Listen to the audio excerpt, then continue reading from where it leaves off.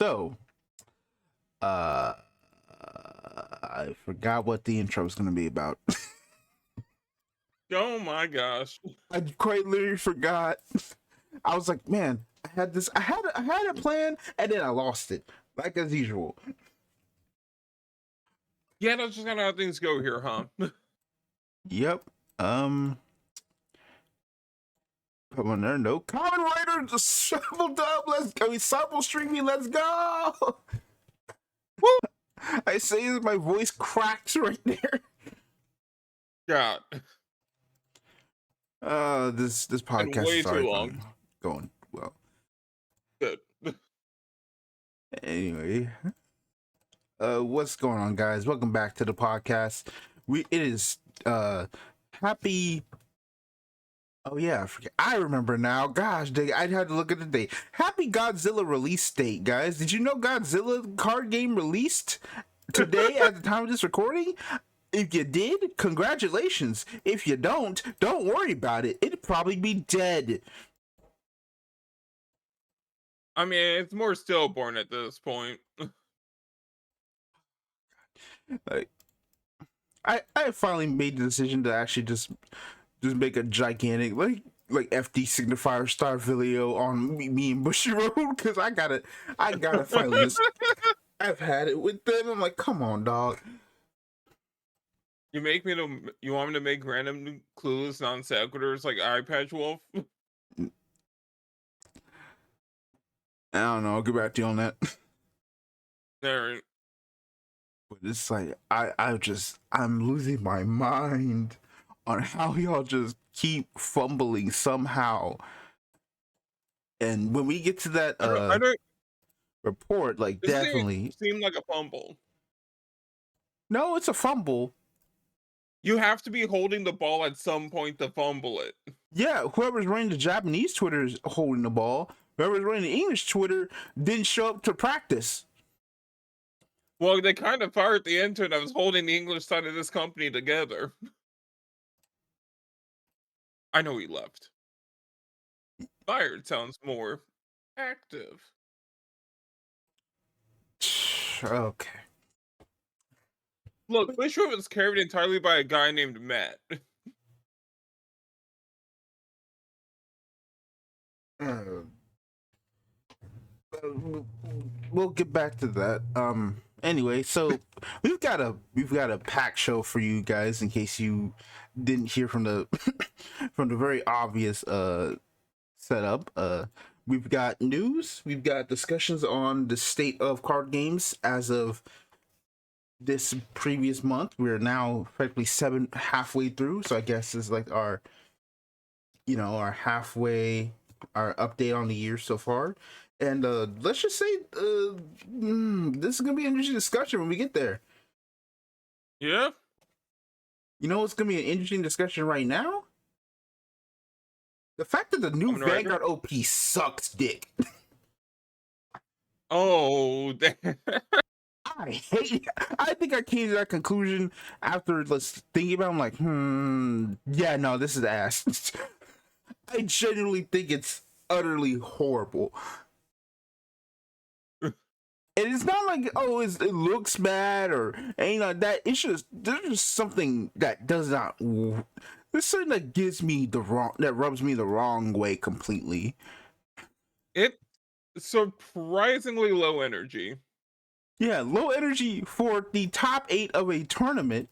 And not like low energy in like, Trust You Forever from G Gundam low energy. It's just like, this is not the right song pick. This does not feel good at all.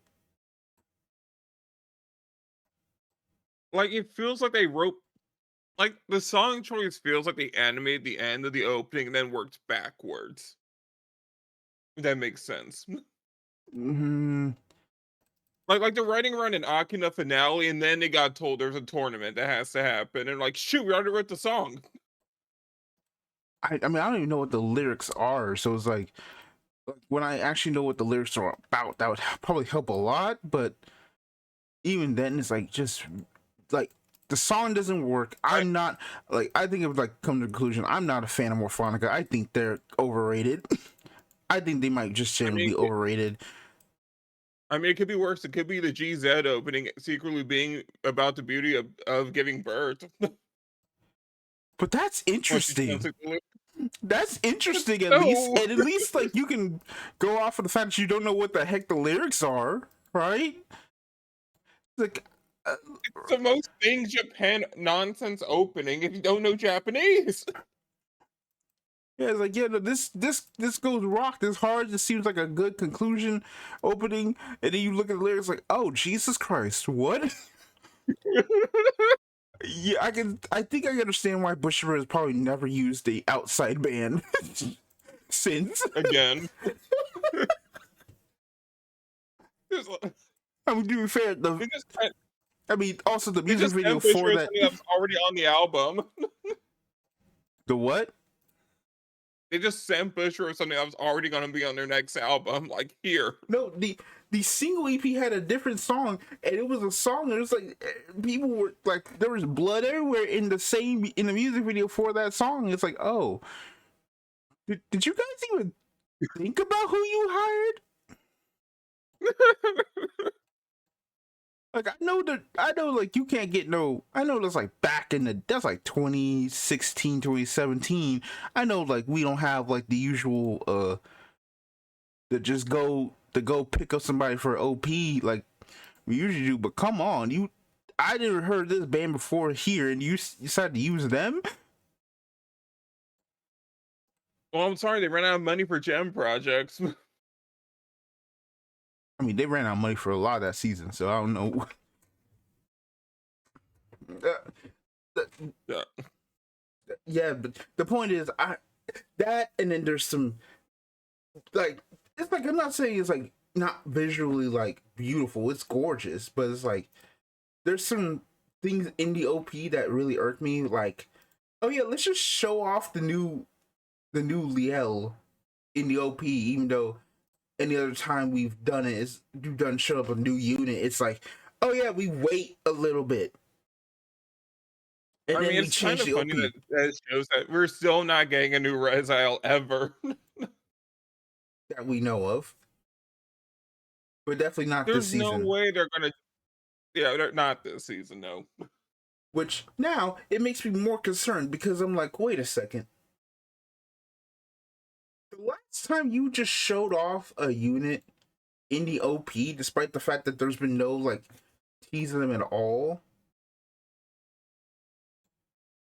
that was Will Dress season. That was Will Dress season 3's opening. And a lot of this visually reminds me of that opening.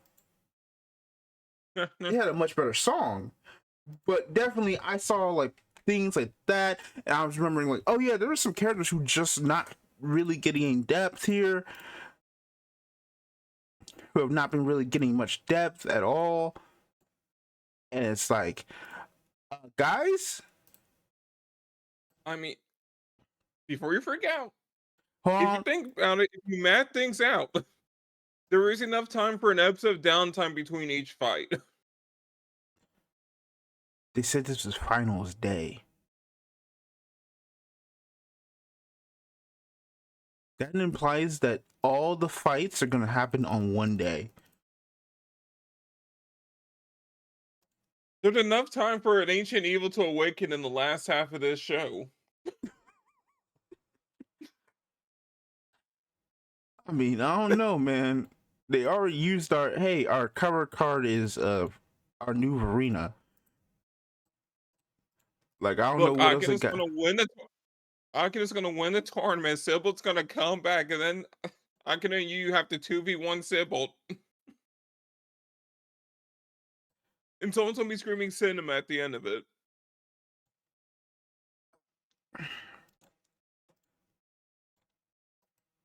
I think They that would already be spoiled what the final fight of the show's gonna be in the opening. that's the whole thing. I don't want to go into. Let me double check where we are. Yes, we are like 9 minutes into the recording. Let me put that in here for the spoilers. So like nine something.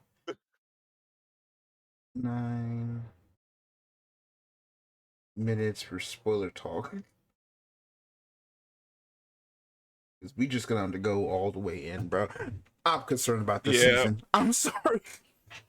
Oh my god. Like not even the opening. I'm just like, oh god, I'm kind of concerned because again, so much reminds me of Will Dress season 3, and I hated that season for a lot of reasons, really. But one was uh, main characters kind of got shafted, and two, you just kind of splurted out, oh hey, this is the last season with these characters being the leads. And I someone also put on the Reddit, which, by the way, can I just say this? God damn it, guys! Why the hell is every anime episode just flooded with spoilers on the front page? Can y'all get that shit together, please? Holy hell! I know you yeah. motherfuckers took my role out the Discord, so I know I can't actually speak to y'all directly. What? Yeah, you took me and Bruce role out the Discord as like RA mods that had little power. I know you did it. Like I ain't say nothing because I'm God like, you know what? I'm gonna let y'all handle it. But honestly, y'all suck. damn. Yeah, I feel like crashing out today. You know what? Let's do it. I, Hell yeah. anime opening is trash. This season might be trash, and y'all niggas on the Reddit are trash. I should have kicked all y'all motherfuckers off. I should have kicked all y'all off that that subreddit. I should have Man, done you what should have John challenged said the and team cooked Blau all to a y'all. fight. Cooked all y'all. Got this. Y'all ain't doing shit. Y'all ain't doing a damn thing. I got new mods to do the job, and then me calling a career, and yet somehow none of them, barely any of them, doing anything. Like, what happened to the mod team that was added? What happened to the mod team we searched for? What the hell happened to them, dog? Y'all suck. God damn it. This is why I don't post nothing on the subreddit anymore, even if I do post. Because I'm like, nah, I don't want to acknowledge I was even on the same team with y'all bum ass niggas. Fair.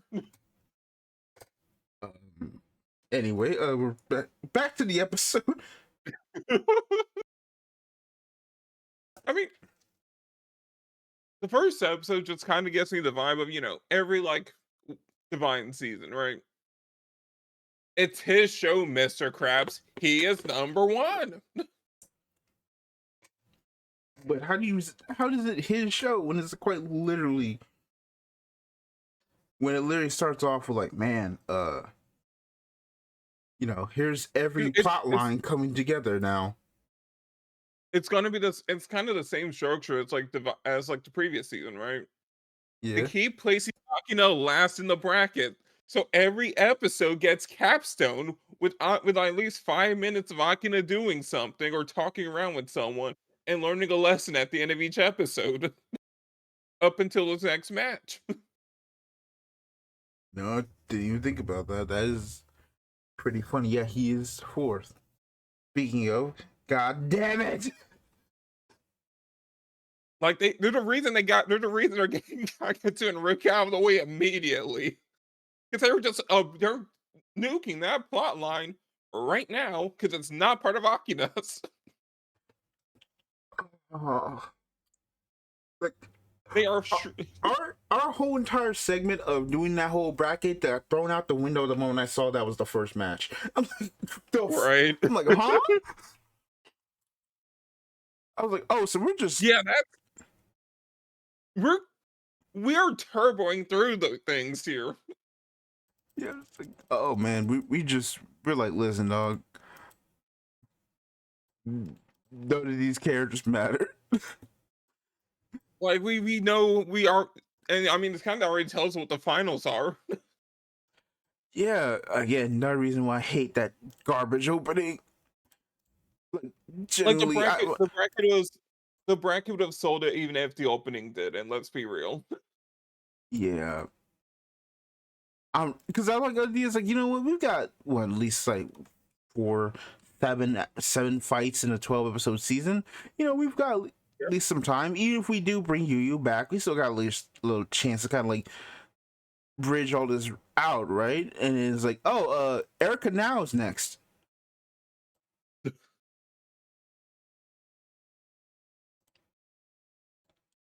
It's like, Like, guys, are we just not gonna? Okay. Look, I want to kind of look at the bracket later and like do like a. I'm probably gonna do like a whole thing of like, oh, here's my thoughts on how this is gonna go, kind of like a weekly vlog. But it's like I'm not happy. I'm like, this bracket is very much. We're just kind of like, hey, listen, we're not gonna hold out much longer. We're gonna speed run this thing as fast as we possibly can. We got seven it's real like we, fights plus a Yu Yu Akina fight we have to do, and then yep, at that point, anything else we got left is something. Which I'm like, yeah. I have a bad feeling. Like, what even makes it worse? Like, I have a bad feeling that something crazy is gonna happen to Now. And by crazy, I mean they're just going to have her depressed for the rest of the series, and that's it. I, I don't know. Like they already, it's such a weird thing, right? Because of the way they're pacing things out. And like there's a timer on this show, right? They established two timers. The tournament's one day apparently. Mm-hmm. Cool. And after that, you have about a 3 week period until Now leaves. Well, I won't say like a 3 week period. I say we probably have even less, arguably. Right? She said she leaves at the end of Like, the month, but we don't know at what point in the month we currently are. right. Like, for all we know, we might have like 2 weeks. We might have like literally this and then like one more week. So And I then, hope you're ready for a tournament arc, followed by our, our Dream Pro Tag match, followed by the remaining episodes being a sappy drama up until the quote unquote graduation match.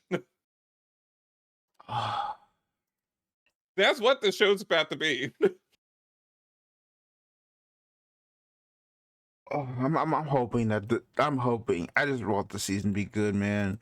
If they execute on it, that's cool. But I'm just like, this is setting up to be everything I didn't like about the Vanguard anime, and that the era so far almost about to get amplified, and I'm scared. Look, at least there's no evil plot finally. We're gonna go 2 seasons straight without some evil plot happening. That's a new record for Vanguard.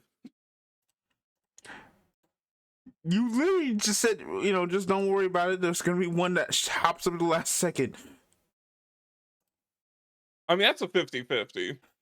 It's either that or we do just get a bunch of episodes of character development and conclusions until the finale after the tournament, which would be the best ending. I just know one thing is like, I know somebody can point out that technically the next season won't start until next year, and if there's any point that you can make a clean cut on these characters, it would be now. No pun intended. Nah. Like, this I feels mean, like it's, if I there's a mean, chance to start off with a brand new cast, it's time to wrap up both of these storylines. it's not a bad stopping point, like narratively either, right? Yeah, but also kind of Like feels we like spoke we just kind of like got to the here now. It's like, fair. Doesn't help that there was kind of a several month time skip in between 2 seasons. yeah, it's like, oh man, we had like, um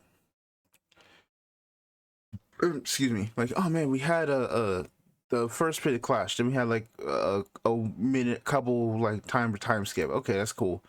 Then we completed Destin Showdown. We skipped a year. What? Yeah. Oh yeah, it's almost time for Rockin' to graduate. Wait, what? so nothing happened. Like, it just makes you think like so you had nothing happen in a whole year. Like I know like people got to do their own things, but like we're really just like it makes me now just think about like so we never got the Erica Suo like closure, at least an attempt at all. She's just Look, avoided the Akina, motherfucker for that long, for a year straight. if you think about it, Akina kind of already beat the last boss of the verse.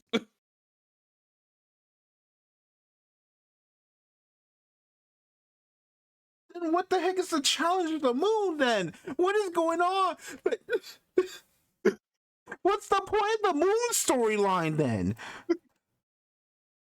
Like It's just what's Kagetsu crashing out. That's all it is. but it's like that doesn't make like that's just that, I just think the more I think about it, the more I'm getting frustrated. Okay. Maybe there is maybe the challenge of the moon. Maybe it's symbolic. There was nothing crazy about it. Remember, the whole thing on Vanguard. Don't get too deep into Vanguard, Akina. It might kill you one day. It was just him being mad about a girl. But this is the problem. Like the lore implies that that there is like they're testing him for something. They're testing Rezio for something. It's like for what? And they're hiding it like they always do because they All can't. right, don't worry. Season 10 is going to open with the new main character facing a completely Pro Tour crashed out Akina. I joined the pro. I never should have joined the Pro Tour. I'm gonna train you protagonists to become the new actual #1 Vanguard player. I've clearly failed. I'm just concerned. I No, think it's too early to be concerned. I mean I feel like if anything, I wasn't concerned enough. It's concerned faster during Wildress season 3, where I was like, what? I'm just, it's kind of crazy that that two of your favorite characters are about to get knocked out immediately. We mean two. Megumi and Mirai, they're about to get torched from orbit. I mean, listen, a lot of characters are my favorite character. That doesn't mean like I have a special thing for like Mirai herself. Megami being saved for last feels like a specific thing to spite me. Okay, that one's just like, oh y'all suck. Like I saw that, I'm like, oh no. Like Their actions finger to the plot wolf. come on, dog. Like again, that entire thing of oh man, look at all these storylines we had going. Thing I was about to do a video about talking about all the storylines heading into season 2, and then when that first episode happened, I immediately I was like, you know what? At least let me see what the bracket is. And when I saw the bracket, I threw the entire thing in the garbage. I'm like, nope, I don't even want to Megumi, touch aren't this you no so more. glad we're talking about your self-confidence issues right before Akina wipes you out of the series? Bro barely acknowledges you, and he's just, yep, sorry, arc deleted. On. Like I hope this is more so just like this is probably like something like, listen, bro, we actually can't get her voice actor back no more. She's too busy, dog. We we made her too powerful. We can't do this no more. She's gone. She's gone. She won't come to the studio no Also, more. She can't come to the studio no more. also, credit for them just putting the two hype moment and aura characters next to each other. That's all they are, Zechs, after the respective seasons. They're just high moments in aura. Wait, who? Michiru and Mirai, Oh, they just high moments in aura. yeah. I don't know. I felt like I don't want to be like, oh man, our idea was so much better, but it's like I feel like they would have been at least. I feel like we could have at least like made a little bit more of a compelling matchup because I'm like after the like after the semi, like after this first round, like there's not a lot of many storylines that could be potentially played around with. We just kind of like sped run. Yeah, no, here's pretty much how the path's gonna go. Like we're not even gonna justify like spending some time on it. It's like this is how we go. I mean, I would say it's the safest route they picked. Because if you shuffle any of these around, except for maybe like Akina versus Miran, like Megami versus Michiru, those are the only two you can like swap around. Anything else? No, no. Unfortunately, Swow versus Erica has to happen at some point, which kind of shows the rest of the bracket very limited. Yeah, again, I was like, I felt like I would have that match like a semifinals, right? Because like it feels like Suo is getting a short end to stick here too. Because again, no, all he's going to do is just be like, yeah, I'm going to basically lose because of something. I'm basically going to pay for the sins of something a version of me I've never known did. It's like, why you say fuck me for? I mean, to be fair, this tournament is him probably about to do the exact same thing. But it's like, and they get, again, like I said, like, so we really just spent a whole year and never addressed that? The whole I mean, thing with, like, at all? Like, to no be one? fair,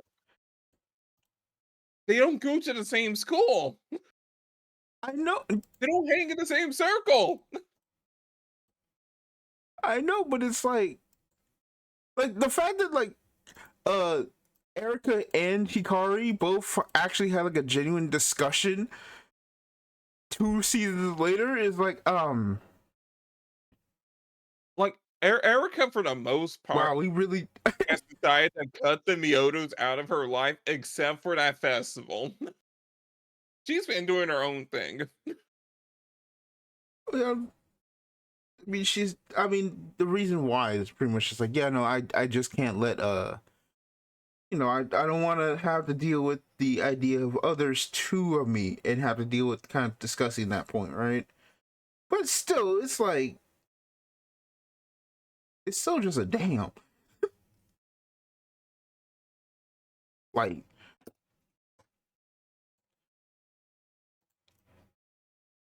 I mean, I'm probably just like, Yeah, I'll I probably do admit, get I'm what you just mean. kind of, He is getting thought crimed. yeah, but I'll be honest, I probably am just kind of like over, like, reaching on this whole thing of like Erica and Suo, like getting that like part done because like it does make for like at least having it in a match where like they would understand each other much better would probably be better, but still like we skipped a I feel year, like the dog. fun that like We skipped feel a the fun that year. Flo doesn't have an arc anymore. Like all we got out of last season was an orbiter.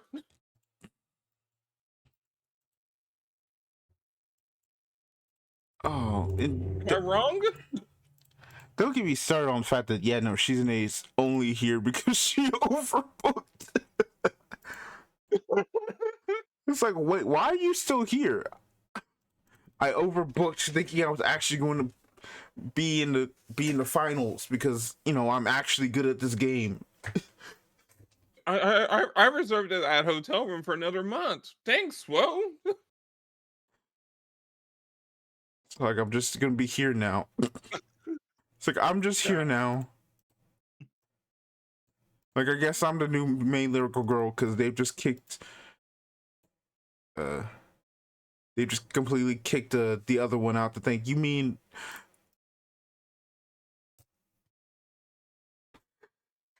uh It's I, I can't remember. I can barely remember her name. Mikoto. There's too many M's in this goddamn show. You see why I'm having issues? You see why I'm having issues with this godforsaken series right now? The amount of M's? No! The amount of characters have just been like sidelined again. I mean, that happens to every character in Vanguard eventually, to be fair. But the difference, you know what? You know what? Here's the difference. Back then, we at least had like enough time with them to be like, oh yeah, you know what? Fine, you can silence them. They're not important to the plot. That's fine. That's understandable. We've had 12 to 13 episodes over a span of 2 years, 4 seasons, 12, 13 episodes over a span of 4 years with these characters. And it's been I mean, to be plot into fair, plot into plot. We haven't had many times of downtime. to be fair, Makoto's arc did complete. She also gained an orbiter.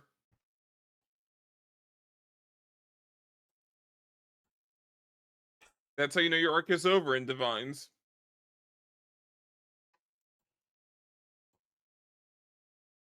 You gain an orbiter.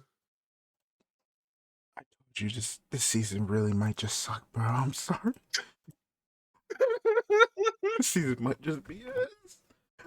Okay. If it makes you feel any better, the first five of the tournament is actually a pretty good coin flip. Yeah. Like again, we're just gonna wait and see. Okay, we're just gonna wait and see. Either Ruka becomes an all-star support character for the bench cast, or the rest of Blackout, or she goes on and challenges Erica. He just as easily have Erica pass the challenge on the moon as well right before the finals. Mm. Give her that plot-based power up. Try to make things more even.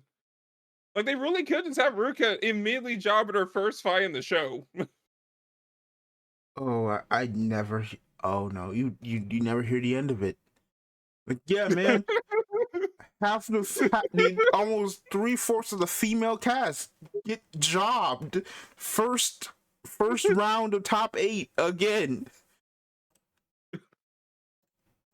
It's either 3/4, so it's going to be half of your, and they maintain gender parity for the entire tournament.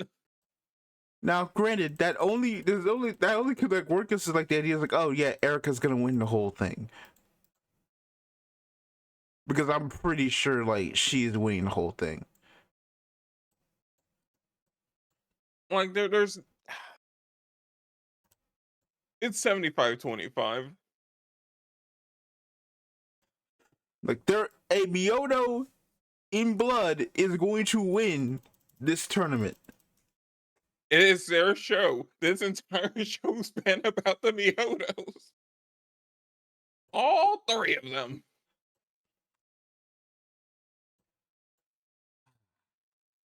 It's a family story, and everyone else is unrelated.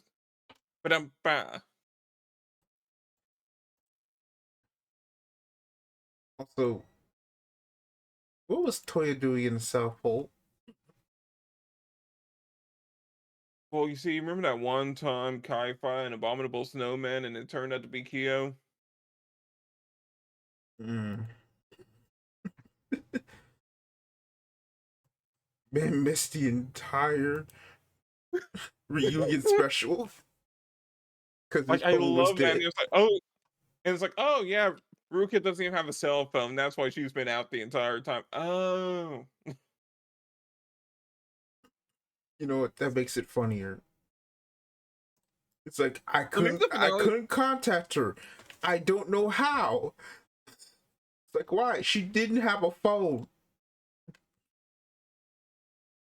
The entire plot of this season, only of this entire arc, only works because the person in question is literally a hermit.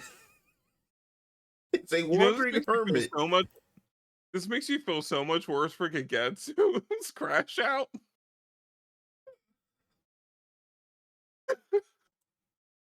All of this could have been resolved if he got her number. All this could be resolved. She had a phone to begin with. It's Right? like, Yeah. hey, there's a dude who's been looking for you for about a good 3 years, 5 years. You want to talk to him?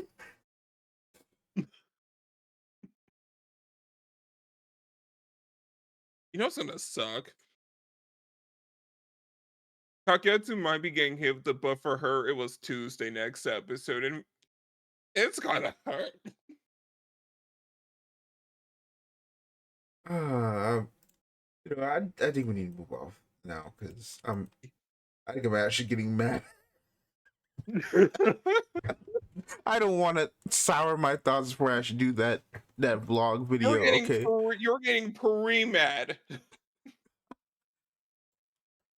my madness is charging because I'm like, I know some bullshit's about to happen. I just know it. I smell it. Man, every episode of this podcast leading up to the finale is just gonna be you getting progressively angrier. But unless something like genuinely happens, we're not talking about this anime for at least a good while. I'm telling you that right now. Akina beats Yu in episode 3. And me- I don't think that's gonna happen. All right, we're gonna move on. So yeah. So anyway, it's been a wild week.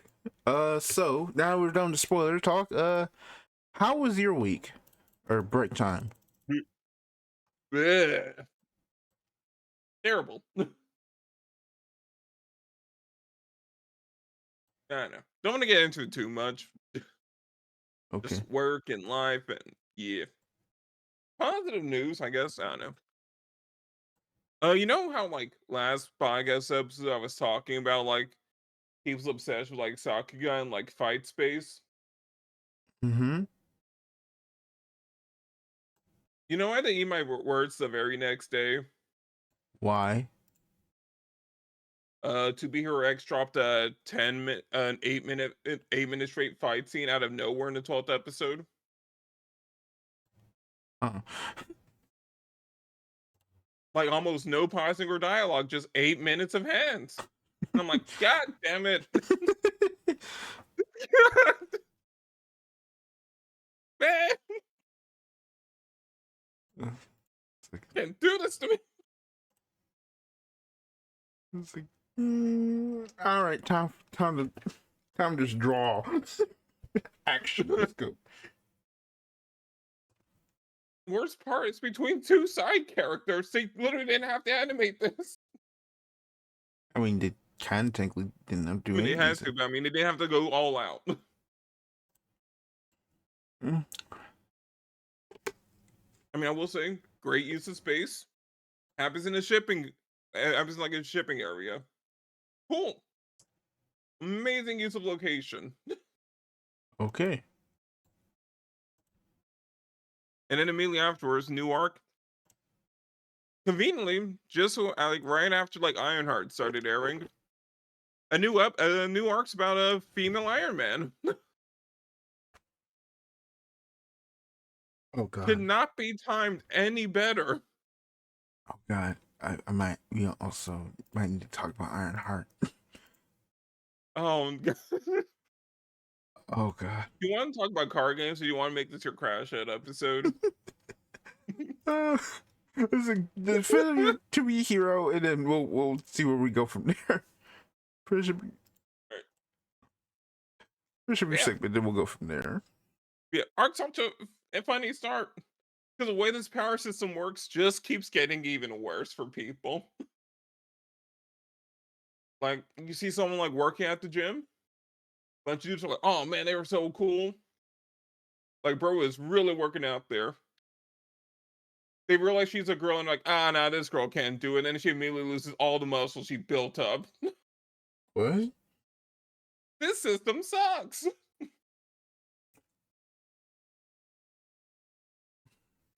Oh, oh yeah, that's right. The system. It is. Yeah. If sorry, all your powers are based on how other people perceive you. Good luck getting anything done in life. Don't have to be a superhero. Everyone's being affected by it.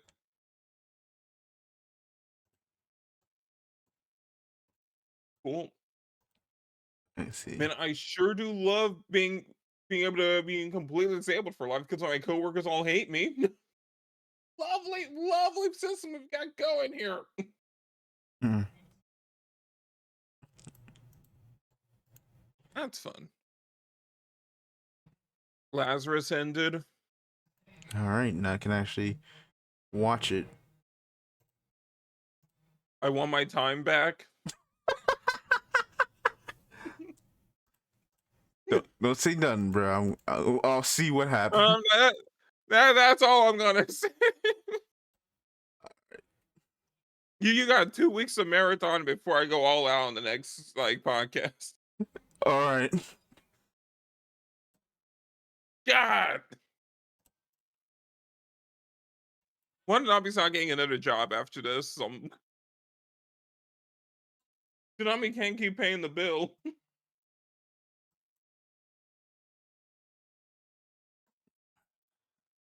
Again, like I said, man, like literally, like I don't know how much longer they can keep going on. It's like, listen, bro, you are not. This is not Xbox Game Pass. You can't just keep dumping out stuff like this and not making returns. I mean, not even Game Pass can do that. Microsoft just axed 9,000 employees. Yeah. And still want to keep Game Pass like it's gonna pay off someday. No, it's not. Be real with yourself for 1 second. No, the problem is they're not even doing it for Game Pass. They're doing it because they want to fund their AI shit. If they get rid of Game Pass, they will axe the entire Xbox division. I hope you realize. You know what? Good. Y'all fumbled too much for this. They've been meaning to get rid of Xbox for years. It is held up entirely by two things: Game Pass being an excuse to go, hey, guys, trust us, line go up slightly. And two, I'm pretty sure Sony is forcing them to stay in line so they don't get declared a monopoly. Well, here's the other thing you probably just need to say. It's like, well, guess what? Someone kind of did the math. It's like Xbox has never been profitable except for one time. Guess what time that was? The 360? Exactly. I think Gigaboots said it best. You mean to tell me the one time Xbox made money was when they just shipped a good box? You know what's crazy with to games? think about? That one video that Sony made after the Xbox One announcement really did just kill the entire company. I don't even know what video you're talking about. The used games one. Here's how to play used games on the PlayStation 4. Released right after the E3 announcement for both consoles.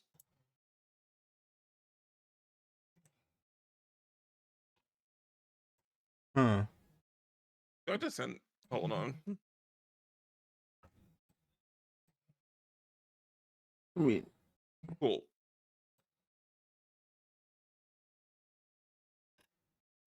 Yeah, like released perfectly to end Microsoft's any sort of lead in the console industry. oh. I mean, yeah, they. I don't know what they were doing. Not just doing again. In fact, you know what? To what a save Game Pass. Should have just made all the back compat stuff. It's like, hey, yeah, you want to play all your Xbox games in the past? Here you go. Here's Game Pass. And we don't just fuck up every person's money. It just had to be only the back catalog. All right, guys. We're gonna give you guys $50 million per for your next major release to put it on Game Pass. What? Yeah, I was like, the fact that I still like the fact that I still can't play Blue Dragon. Like this is the only thing I want Xbox One right now for is just to play Blue Dragon. I want to play Blue Dragon, get out my system, and then never touch Xbox ever again because y'all have fumbled. I mean, if you want to, if it's on Blue Dragon, but I can send you a physical copy of Jet Set Radio Future. Nah, Job. Oh, come on. It comes with Sega GT 2002. It's double pack. no. Fun fact. The double pack is worth less than Jet Set Radio Future on its own. I mean, think about it. But right now, no. I just want Blue Dragon. Sure. And the Yeah, no, fact Game that, Pass. and the fact that I forgot when it was, but like the fact that whoever I think it was the original like director said no, I'm not porting Blue Dragon or anything, and I'm like, it's like, dude. Yeah. You really gotta hate when like devs are like that, right? Or like any artist in general. It's like, yeah. And what if I don't want to do that? I mean, I get it. It's your IP. You don't want to, or whatever situation it is that you don't want to have to deal with to bring that back. I understand, but come on, dog. I'm just like, why is it that specific series that just all of a sudden just like never getting used again? I mean, if it makes you feel better, I still can watch Gothic made after like 13 years. I have to sneak into like Nagano's mansion and steal a copy of Gothic made. Okay. Uh. I have no choice. mm, Look, it's been 13 years, man. And that movie only gets an exclusive theatrical release. I need to steal a physical copy for the sake of the anime viewing public. okay. Can you hold on just 1 second? I gotta use the restroom. Sure. All right, I'm back. Welcome back. Okay, so continue on with your All right, sure. Good. And everything's. Oh yeah, first episode of the new Ultraman show aired yesterday. Wrapping things back to Toku news. how was it? Really interesting start. And I mean, kind of neat premise for a series. First Ultraman show where it just takes place on regular Vanguard. No crazy technology. No one's even heard of monsters before. And now all of a sudden there's these giant monsters, some like 50-foot tall alien battling it out in the middle of the city, and no one knows what's happening. Hmm. Okay, that is very much interesting. Like there's a whole new energy to the show that I haven't seen before. He's like, huh, what would happen if you just took regular old Japan and just said, here, Ultraman.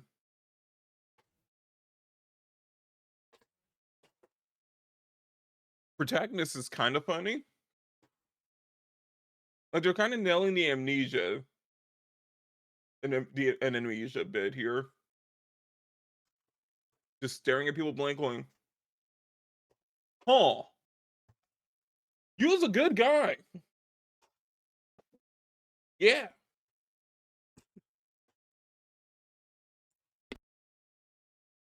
It might get old after a while. Who knows?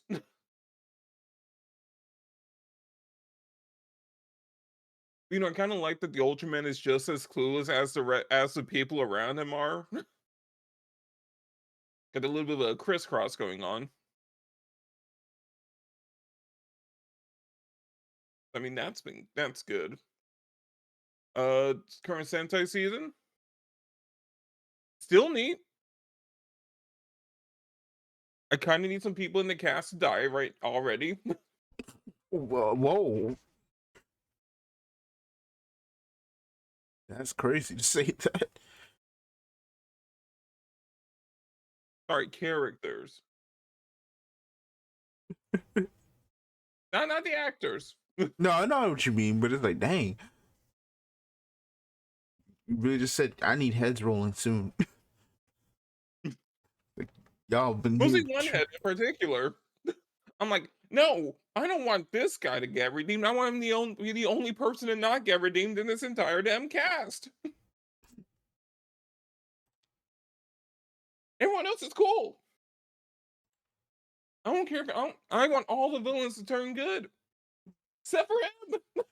Like, He needs to die.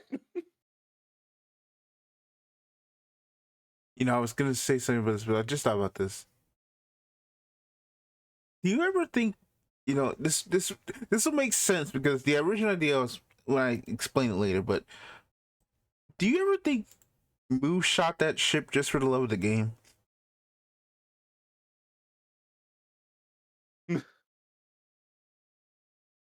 Ooh,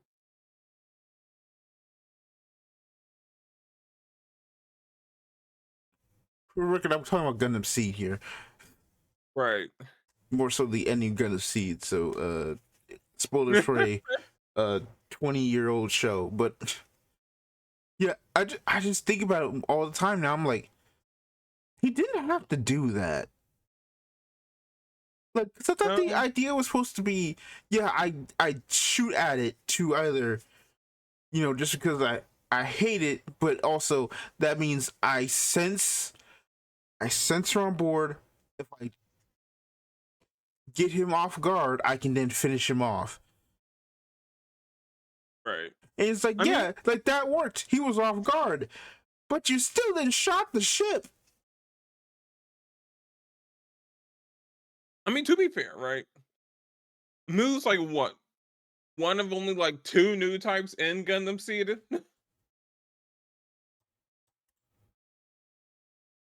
Yeah, I mean, kind of. If you want to he, utter the definition he of ha- new type, yeah. confirmed new type, I should say. Like they've outright said, like, for the record, Moo and then later Kira and Destiny are new types. That's it.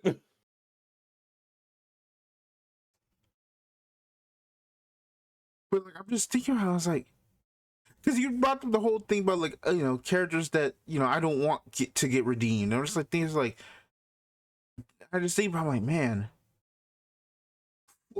Floyd really never got a moment to really like try to get redeemed, did she? And the one No, time she, and the one time she did, they attempt to give her that. They pack her up immediately you know, for no reason. The whole series, Moo wins if he just shoots Kira's cockpit right there instead of just hating and blowing up that ship.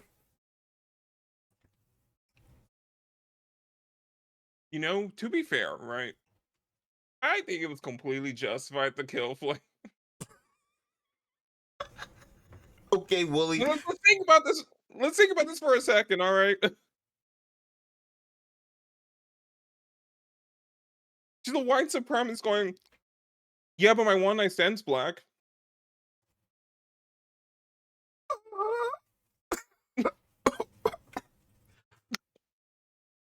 Am I wrong? Listen, Am I wrong?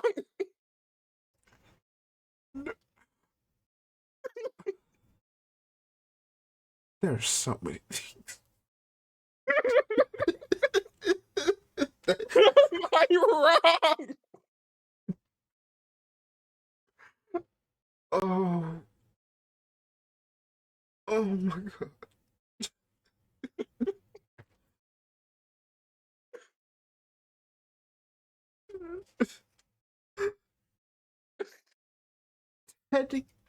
technically it's more like how can I be racist? My boyfriend's black. Oh no, she was already engaged to someone else.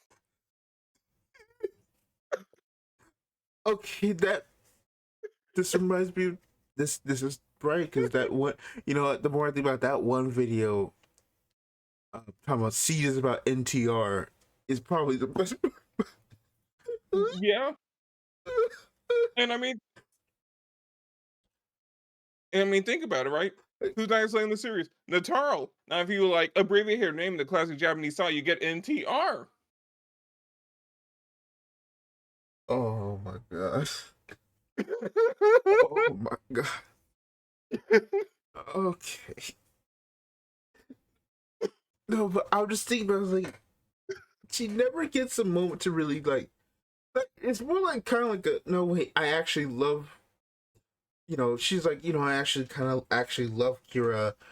I want to try and like fix this mess I've kind of retroactively made. And the one time she finally does it, like finally tries to get things right, everything goes to hell and she gets packed up immediately.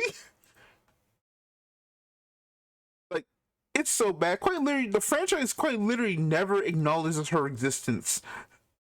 Actively tries to forget she exists. I mean, to be fair, all right. Like I remember looking at Seed. I It beats remember. her to, Hold on, let me say this. I remember yeah, watching Seed Freedom in theaters the multiple times I did. The fact that her photo, the only part of her that should have her is her turned back towards the camera. It's the most, yeah, we're never gonna acknowledge this character in this franchise ever again. it's to Kira's symbolize real that love has Kira has always also been moved Lacus on. Klein, nothing else. Ignore the fact that his first love was was raised by the Ku Klux Klan.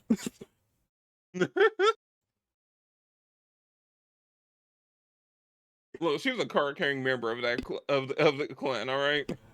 I don't think she was a card carrying member. She was, I think, more like she the membership kind of came when her daddy died. It got passed on to her through death. It's all right, Papa. I'll put on your hood and carry the flag. Oh no. Oh, I'm ending this podcast one way or another.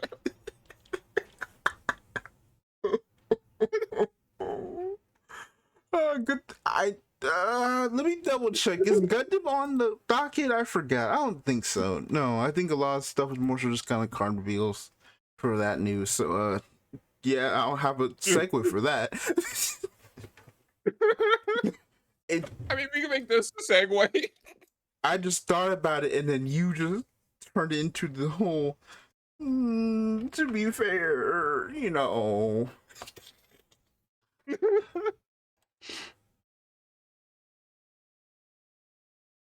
At least Flay will be immortalized in the Gundam games to come. All right.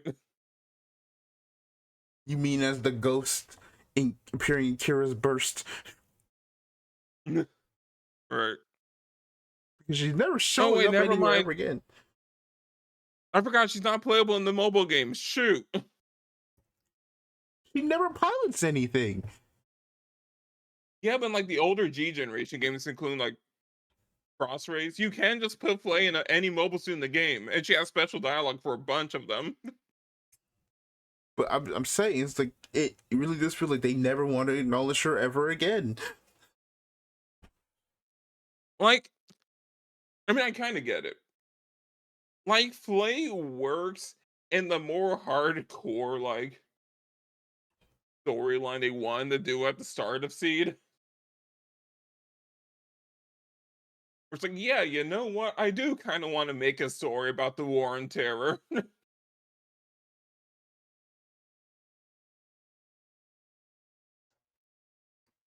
So of course we have to have that one.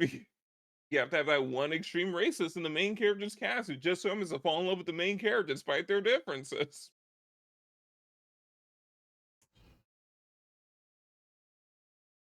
And then it turned into Kara becoming the global peacekeeper, and so we had to kill her off.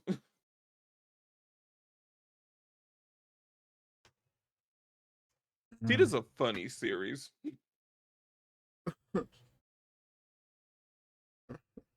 Like, the more you think about it.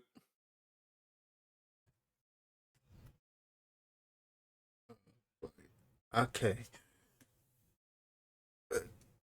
But that's what my thought process came of. Okay.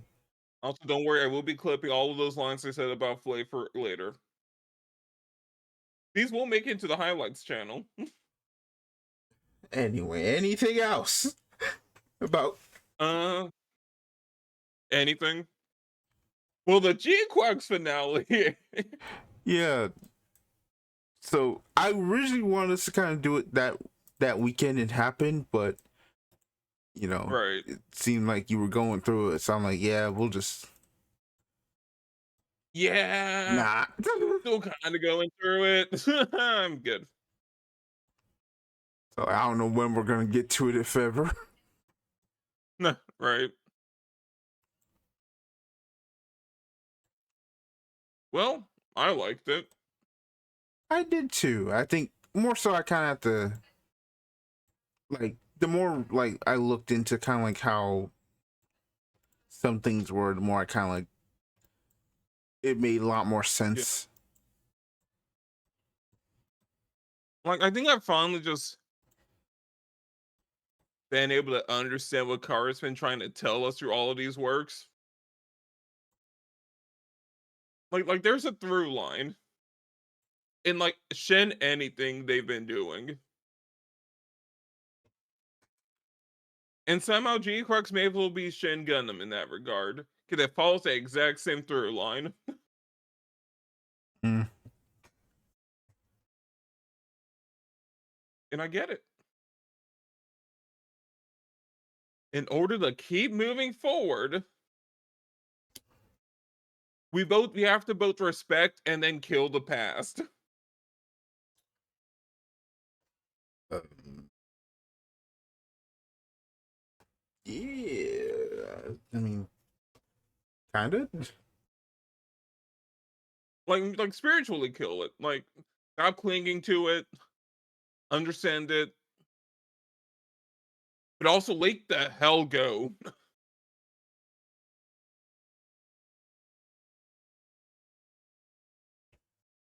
Like they could not made it any more bland with how that final fight ended.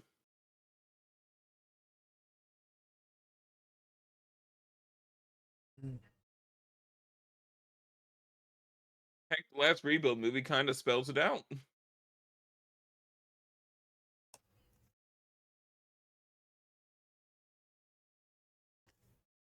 Same with the ending of Shin Godzilla. Well, all the endings, they all kind of end the same way.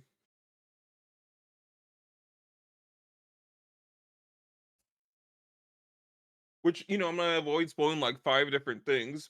And, avoid Yeah, directly saying how they all spell them out. So, yeah. I'm gonna be smart this time and not spoil like 7 movies I think the less you in one say, the show. better. Yep, I've learned my lesson, but not really. Of course. Other stuff. Well, I've been on the Uma Musume grind, said like half the internet.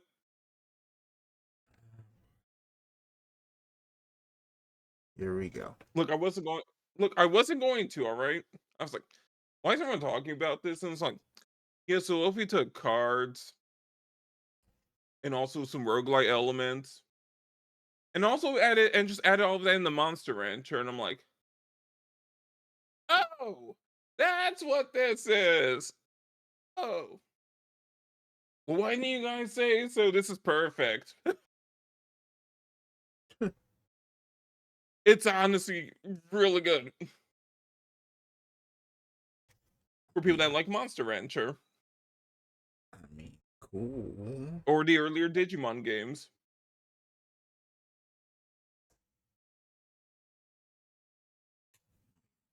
Ooh, I still will not play that game Why not? because, as I put it with someone, for a very admittedly stupid reason that I can't get over.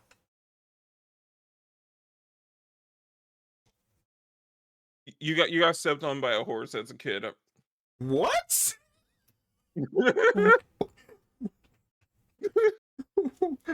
No,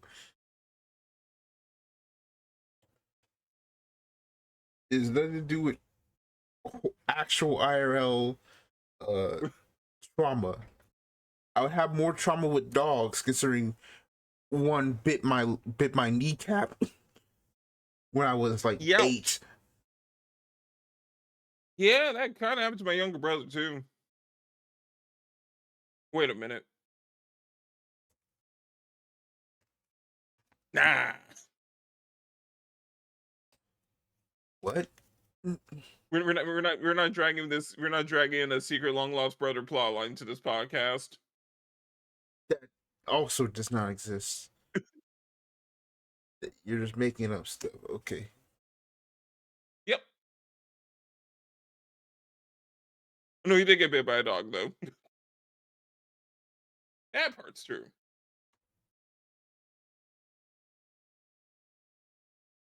But yeah, why not?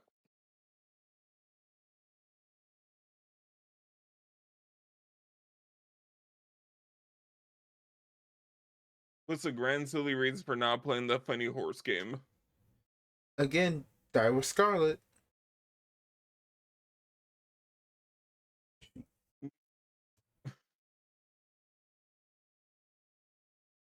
What about that with Scarlet? She exists. That's it.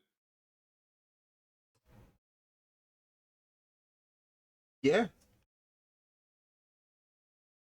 You know, that with Scarlet's campaign is pretty rough. I'm not gonna lie.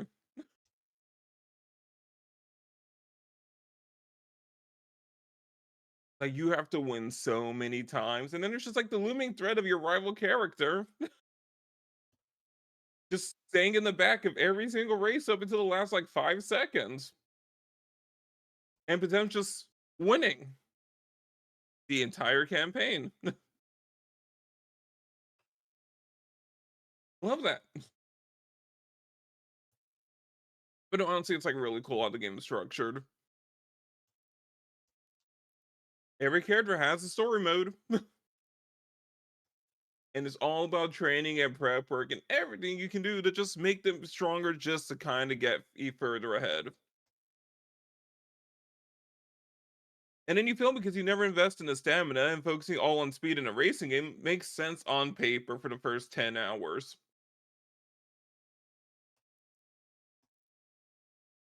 And then you lose and then you cry.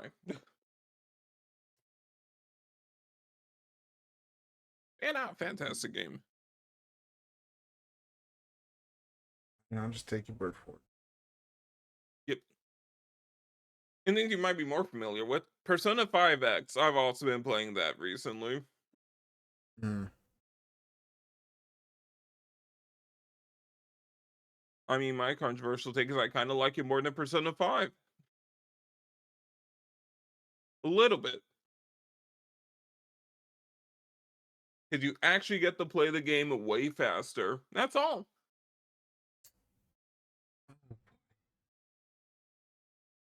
It's Persona 5 without the 20 hours of cutscenes between playing the game and the first palace.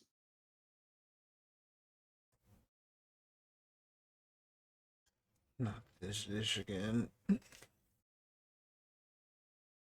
Characters are kind of neat. You're not afraid to have adult party members. That's not a.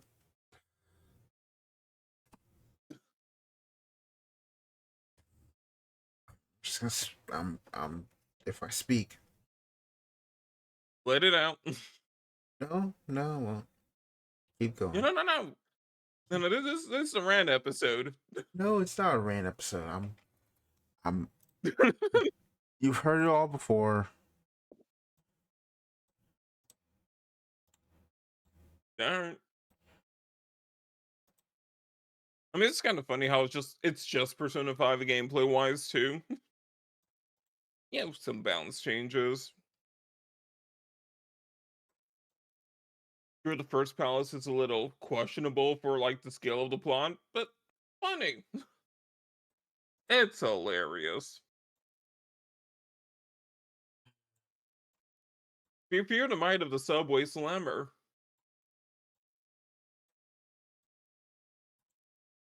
you wouldn't guess what he does.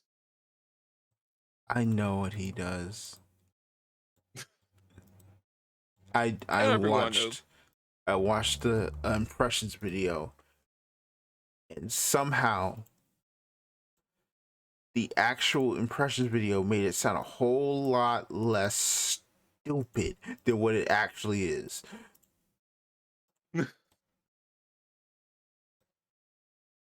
It's very stupid. It's also a real life problem, which somehow makes it worse. Yeah.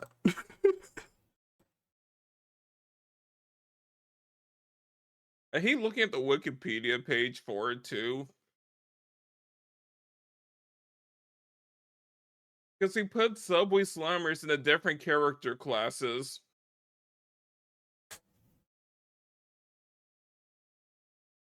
It's the Different. most unserious Wikipedia page for a very serious issue.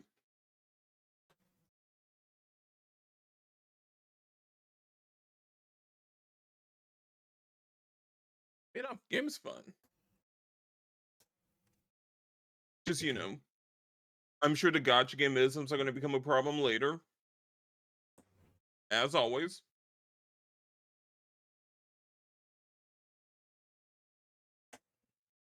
Shadowverse, late impressions.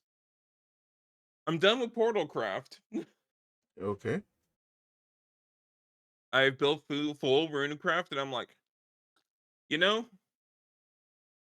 this is the level of timer scamming I've been looking for.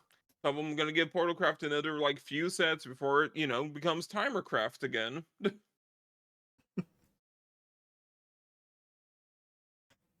That's what the deck is missing. It's missing all the random like doodads and wombo combo that makes no sense to anyone actually playing the deck. It's not Portalcraft until your brain starts hemorrhaging. That's what I say.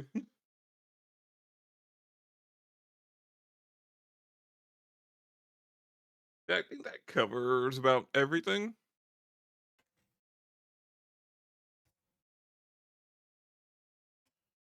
Okay. Yeah. All right. Uh, my week was interesting. I finally started. I got a shredder. Nice. So I could shred some of this like paperwork, go through all this paperwork, and finally like, kind of cut it down. Mm. Gonna shred those Murakumo cards already? No, Okay. why would I? Why would I do that? You're never playing Murakumo again. What, who said wasn't going to play Murakumo again? When was the last time you played Murakumo? I haven't had the opportunity to play Murakumo. And also, why specifically Murakumo? That was just a shot in the dark. I just assumed I didn't even know you had Murakumo cards. I do. I played Yeah, Murakumo all throughout V. dude, I didn't know you had the physical card. I literally just took a shot in the dark. You know me since late G.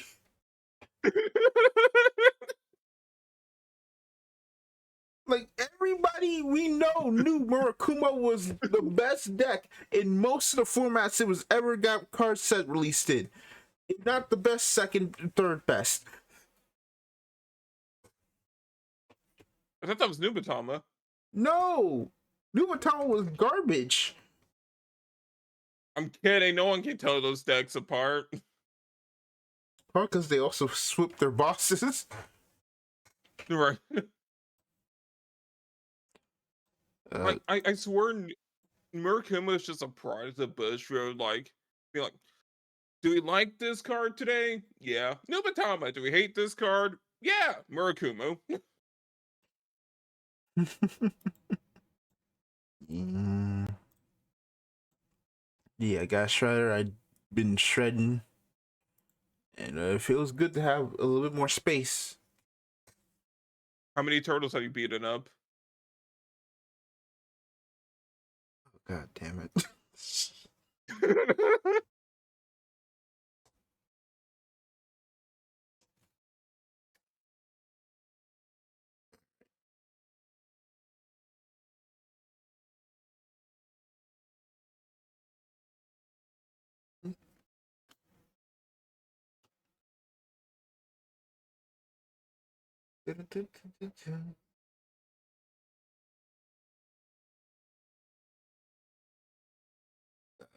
Anyway, um, I also finally got all my stuff in for Kyrie and Magnolia, so Nice. it's now updated. Woohoo!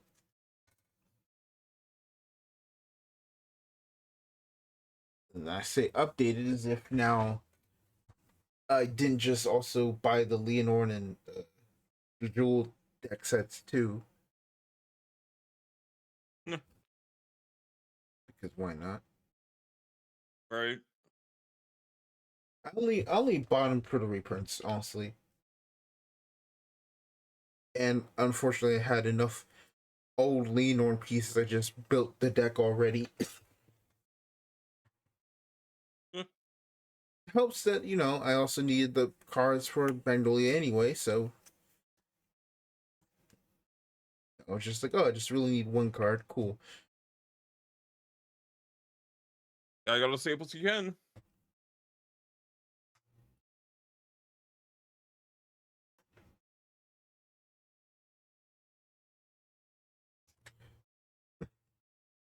I can't wait for the next Dear Days 2 sale.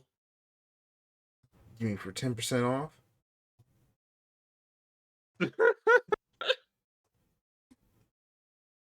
Like God. the fact that Their Days 1 is not been fully priced down at all upsets me. The big Steam summer sale, and they're like, best we could do is $7 off. Like, dog, no one's playing this game. Do you want people to play this game or not? Like, do you want to recoup You know, that's a great something? question. Let's be honest, that's a pretty great question. It's like, damn. How do you have more people at events than in your online sim?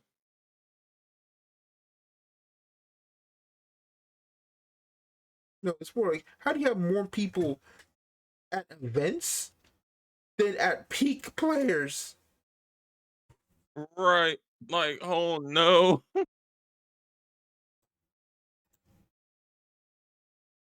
Like, it's just like I think I could probably look up what Beyblade Cross Zone got in probably still more than any Deer Days game. I mean, there are 3 people in playing Dare Days 1 right now. I think there were more people playing Beyblade at Anime Expo today than there were ever playing a Vanguard game on Steam.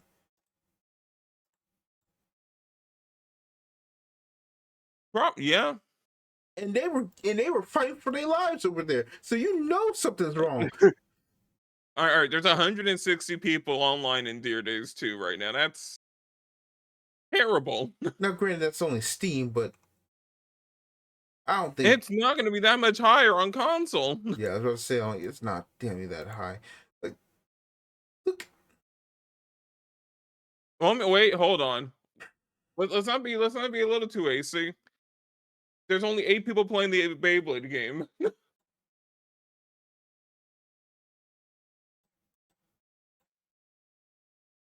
no, that makes sense. Even though they haven't really dropped anything. Player peak of 134.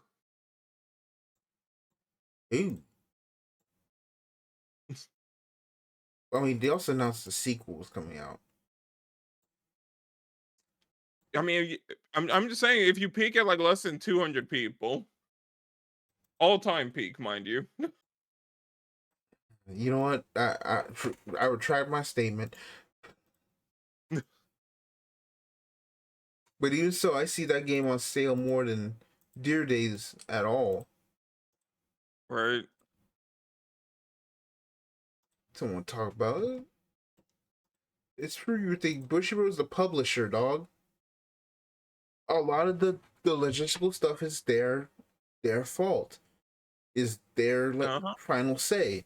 If they don't want to add a dub, it's because Bushiroad didn't want to add a dub. If they didn't want to put the price down, it's because Bushiroad didn't want to put the price down. This ain't hard. I'm sorry. No offense, but it's like it's not hard to understand that Bushiroad is the reason why this game is Yeah. a hot mess, and yet they want to be considered the number one trading card game company, and it's like no, you can't even get you aren't even the number one trading card game on Steam when there wasn't much competition. Right. Like what was your competition at the time? Shadowverse? Shadowverse and Master Duel getting shadow dropped right before the game dropped. Right. Like to be fair, you couldn't predict that. And then Magic Arena is just, strutted over on Steam and Yeah, Magic Arena just existed and then also came out, got a Steam client. Thank God. right. Holy cow. But it's kind of like, yeah, you had a window and you still have a window. You keep somehow messing up. I'm not gonna get into that right now. Let's save that for later. Let's save that for later. Random episode, random episode, random episode. Um, let's see. So I've got that. Uh, a whole bunch of mail came in, so now I've got pieces for Vidramon, and I finally just started building Examon now.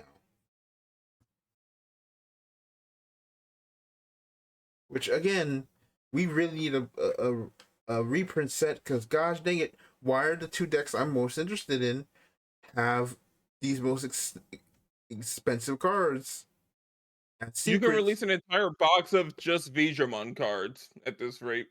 I mean, we're getting the next set this month. And I'm like, dang, I thought it was free. Nah, I'm just waiting for Elysian to come out. I thought we'd have more details of that since they're having Right. demos. Like just give us a release date so I can know to waste all my crafting currency on garbage decks like D Reaper.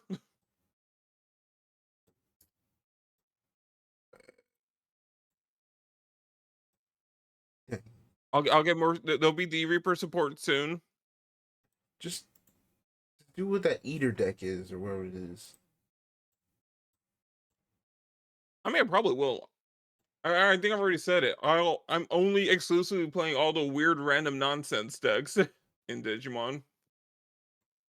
Most meta decks so far I've played is 7 Demon Lords. Mm. Um, As opposed to I'm getting the winning. yeah, that. Um,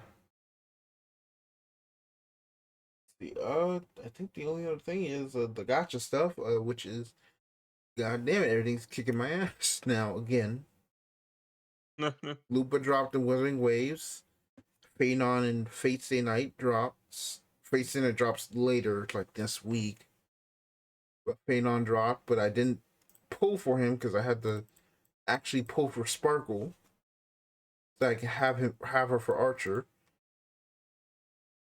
Because as much as I dislike Sparkle, I like Archer more. So I'm willing to swallow my pride and put her on my account and have her leveled up so that Archer actually has his best in slot team member. Fate crossover still seems like crazy. Yeah, Fate crossover a game based on Trails. It feels like the first one should have been Trails, but you know what? I'll take it. I mean, to be fair, Mihoyo rarely ever does crossovers. I know, but it's like you had Falcom in the office. Like y'all can work nothing out. Look, I'm still waiting for Street Fighter and Zenless Zone Zero. All right, Good luck with that one. right? It'll happen, maybe.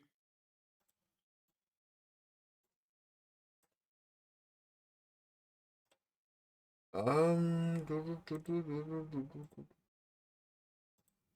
Oh yeah, and then I did for some reason pull for Skirk in Genshin. I'd say that. Yeah, I got Skirk because I happened to just lucky roll her chef lady, so I was like, fine, I guess. I already had Farina. Like I already had your team. I guess I'll just pull for you.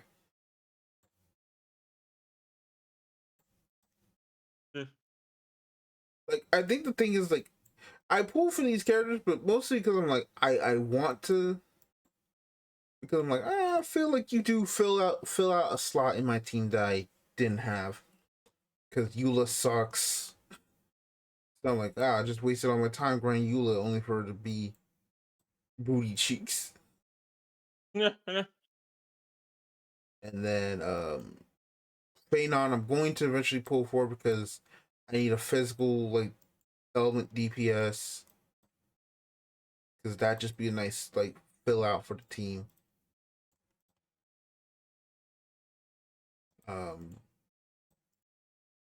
Archer pretty much is free, so I don't have to worry about him. Uh, and then what else? Oh yeah, I basically get to take a Nikkei patch off because this is the near rerun, Yeah. and I played Nice. and I already had it from the first time, so I'm good.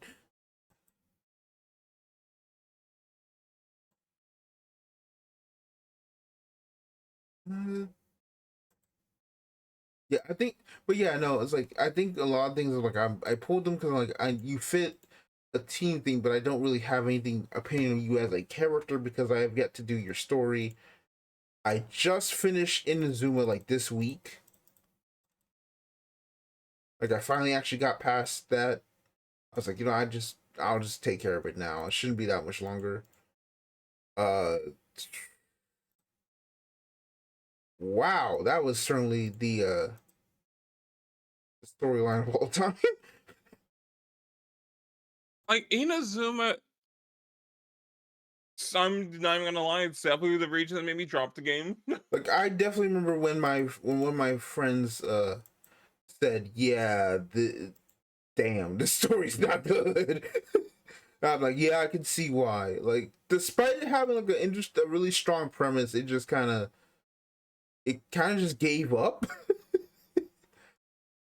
Yeah. Like, it had some interesting ideas, then it just kind of like gave up the last seconds. Like, all right, yeah, it's over. Like I feel like Inazuma is in such a weird spot, right? Because like story and geographically, it's still like so disconnected from the rest of the game. Yeah, but it's like that's the point. It's supposed to be Right. disconnected. Like it feels like a really long and really serious filler arc.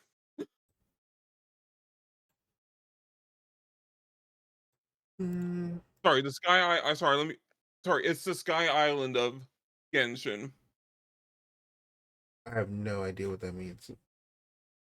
Skypiea, One Piece. Nope. There we go. All right. Let me explain 20 years some 20 years ago plot stuff. So anyway, those Raw had to take a detour and end up in the clouds and go fight Lightning Eminem for a while. Oh, is that the arc I last remember being on? Me actually watching, uh, like I'm trying to remember. It's like I remember like just seeing like bits and pieces of a One Piece arc on Toonami where they were in the clouds or something. I saw them like jet up in the Yeah, it's clouds. like yeah, it's like the last bit they aired on Toonami. Yeah,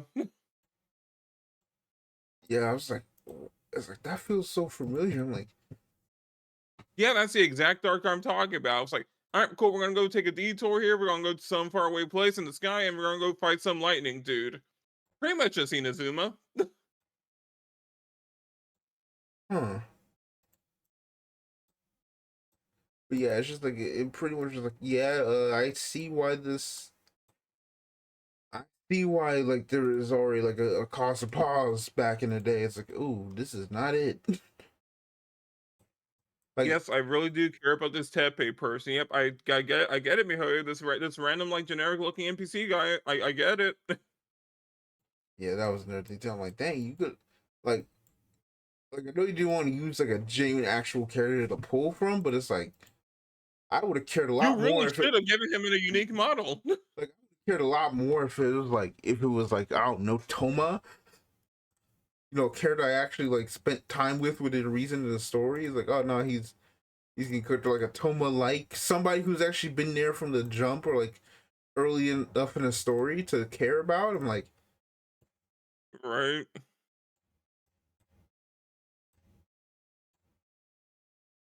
like I'm Like, sorry, like you're not gonna make me care for Nico.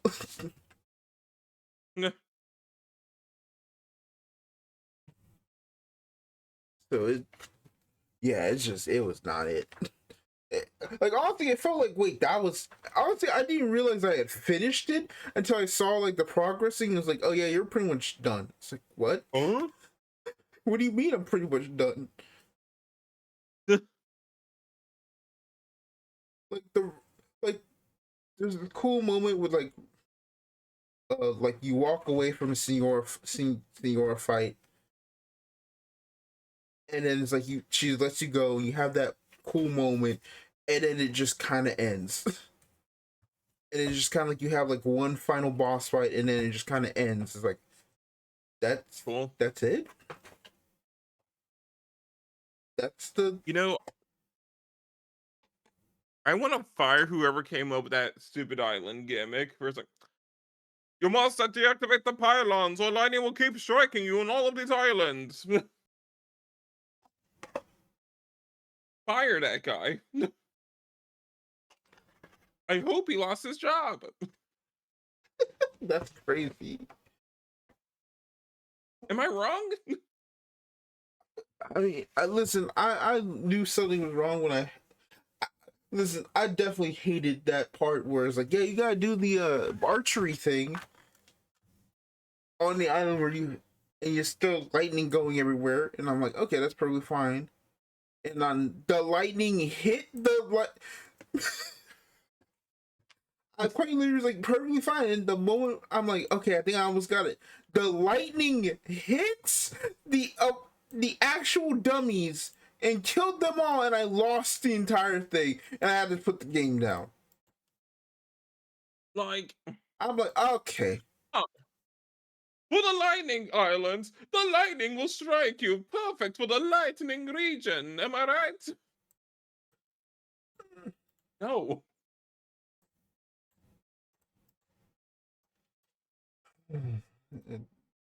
God.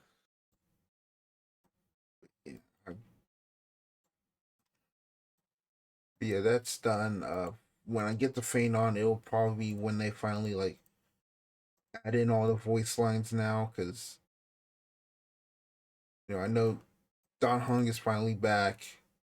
I know they're going back in time to record all the Trailblazer voice lines, because now they've recasted all of them.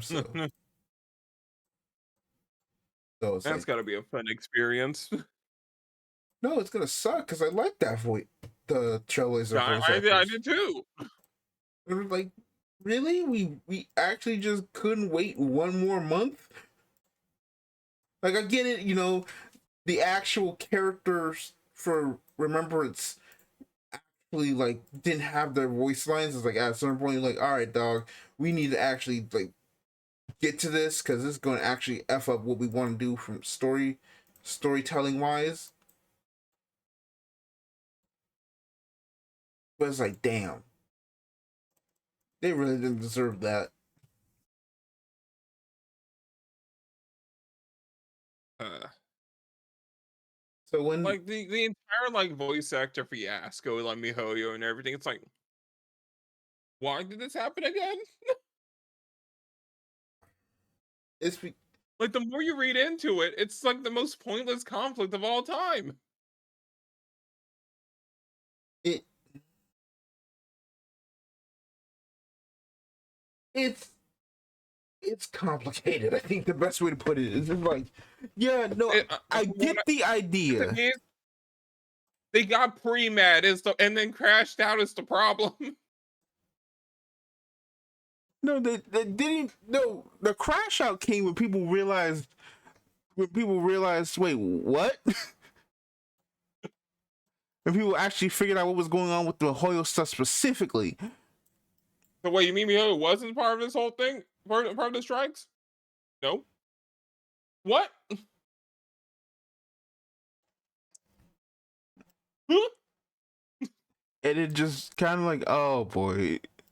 Like the crash out happened after the People realized. more specifically, definitely after what Joe's video. And then that supposed like, oh no, there actually was actually like then this whole cabal of like voice actors who were part of this whole thing just kind of like shit talking everybody and like being in like this Discord like hating. It's like, oh my god, what is going on? This is some And then childish it turned, bullshit. and like the funniest part is like the one use of AI they can accuse MiHoYo of doing. It was for one VA that gave them the full consent to do so, and he haven't done it since. It's like, And and it's even not even then, for one of their major games. they only did it because the brother was in prison. Right. And he's like, And shoot, then guys, I messed up. You guys have the right to do this for me. Thanks, please. Cool. Don't pay my bill. I totally understand. they recasted him anyway later. Yeah.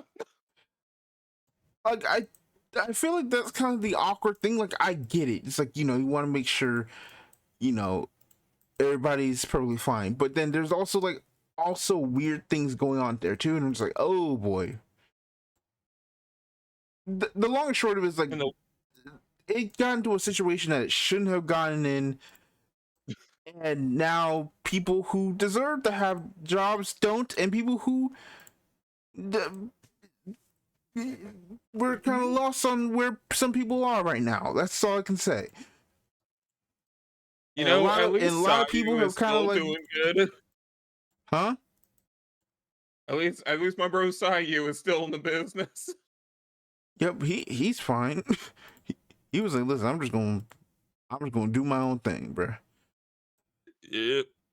I'm moving on without it. Hey, what do you mean get to me a Sparking Zero now? Hell yeah.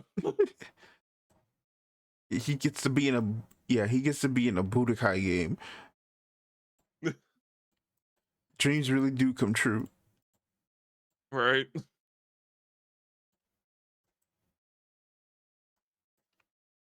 Yeah. It's a long thing. I don't know, but uh, yeah, just the whole mess there. So now I gotta wait to actually play the story of Star Rail, at least until. I mean, I know they patched in the skip button, but I'm not skipping the story of a game. Who I'm here for the story. I mean, that's kind of all there is in Star Rail.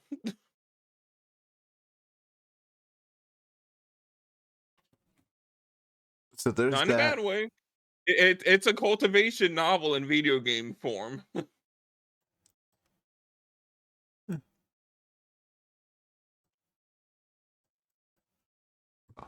At least a positive. I can actually play Silverwolf again.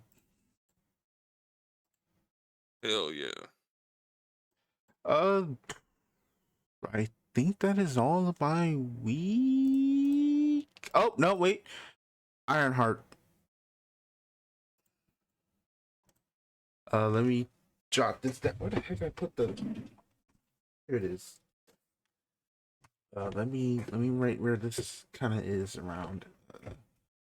Thing.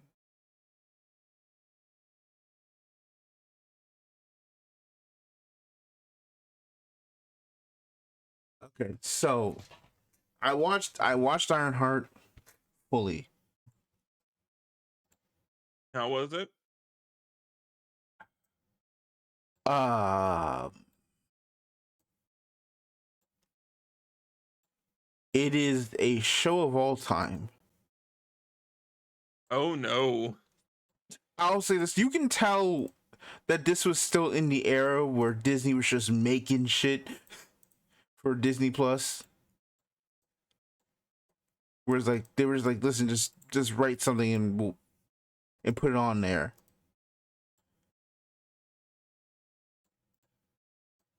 Because it was like that Yeah. Chapek era, and like they've obviously like changed what they want to do with Disney Plus now and stuff going forward. Now that Igor is back and Kevin Feige's back in action, but it hurts the fact that this show wasn't better. Oh no. However, the finale, and by that I mean like the final scene of the show, is probably one of the best scenes, best moments in the entire MCU.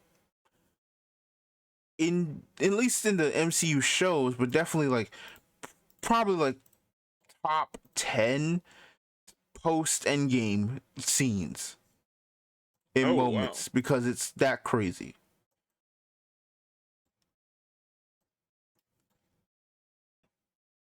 Like again, spoilers for Ironheart. I've got the thing right there. Okay. So the final episode reveals that it was Mephisto the whole time. Hmm.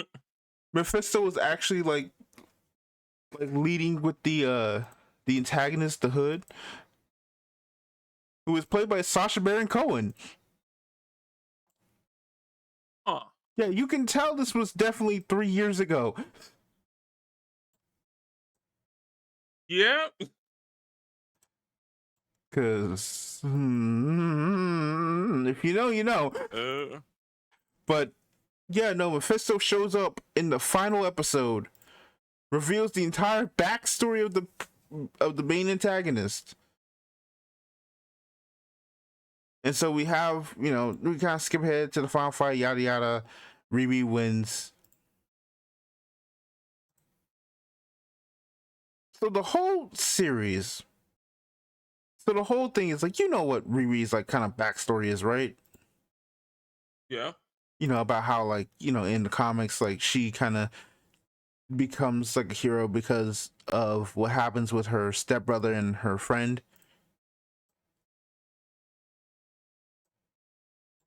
Right. And so the entire show kind of like puts up that like, yeah, no, she made her AI is her dead friend using her memories, using Riri's memories of her friend. She creates an Yeah. AI based off of that. And kind of like the whole point of the season is to kind of be like, yeah, no, Riri is she's trying to deal with the coping of the loss of her friend. She does the AI, etc., etc. And so basically the long and short of it is eventually we have to go into the final things. Riri makes a new suit, and they use magic because a dropout from like they set up a thing for like potential like Strange Academy storyline that probably is never gonna happen now. Of course not. But like they add a character from the Doctor Strange comics, and they use magic to power up the suit because they don't have an actual like uh any actual like regular power source. Art director. Mm-hmm. But because of it, it deletes the AI Oh. in the Oh penultimate no. episode. So now I want you to guess. If you were somebody who is still not over the death of your best friend in the whole world, and you were almost like close to it, and then you lose them because of some magic bullshit, and the literal devil saying, "Hey, listen, we could make a deal." What do you think might happen? Hey, don't tell me she one more date this. The final scene Oh is her no. working on the suit, and her friend Oh comes no. back, and you're thinking, "Oh, she finally figured out how to fix a thing." She then she then looks at her friend. It goes up to her and hugs her. And you see the magic like veins that were Oh on the no. hood. They one more. Oh, she one more date. Yup. And guess what the next Spider-Man movie's called? Oh no. Like I don't think they're gonna do it. But the fact that you added like I'm like one of the things they said is like, yeah, no, one of the issues, the two things reasons why it's so late in the release schedule is because one of the strikes, the actor strikes that were happening, you know, actors and strike writing strikes, whatever, that are happening, and two, because they're like it fits better here. I'm like, there's only one reason it would fit better here is if you were going to bring him back. Do it, Disney. Do it. Have Peter make a deal with Mephisto to bring back Aunt May at the end of this movie.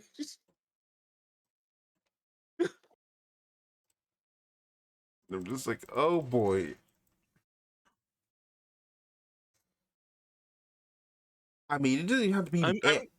You know what? It doesn't even have to be Aunt May. I really had an idea. It's like, what if? Now, granted, because the movie takes place in between the two Avengers movies, I'm like, what if you just made it like, oh, it's actually a prequel to Doomsday, and it's like, oh yeah, I want Mr. Stark back. And it's like, okay, and it ends up being Doctor oh. Doom.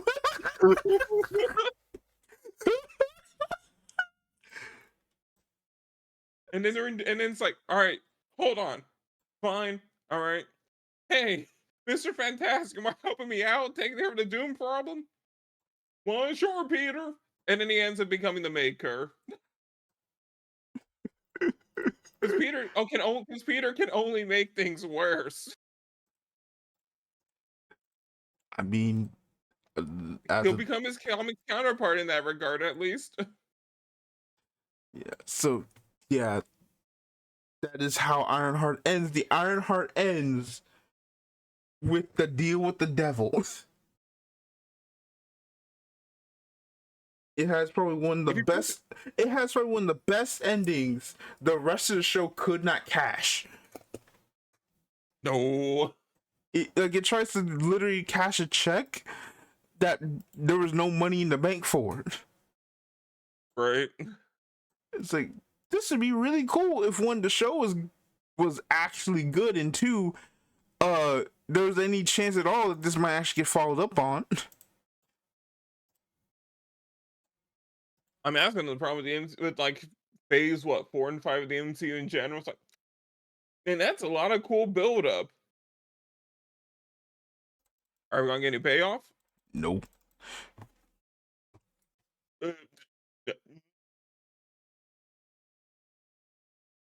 Can we still call Michael B. Jordan back to be Killmonger as Black Panther?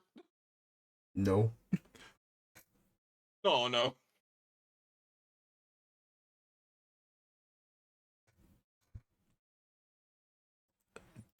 But yeah, that's Darn. so yeah, we've got an idea for Strange Academy that probably is gonna get followed up on in a season 2 stinger combined with a major MC Marvel like character that, Lord willing, that could change everything. But we probably will never see any of that ever again because it's been 3 years and I don't know if anyone wants to try this again.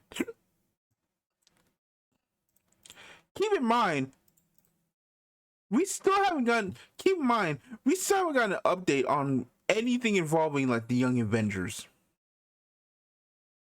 from the Marvels. You know, it's fine. All right. I think they're gonna follow up on the Mephisto stuff in the Blade movie when that comes out.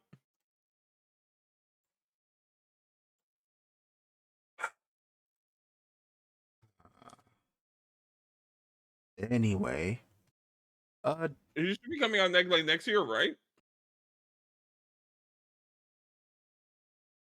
no. Oh.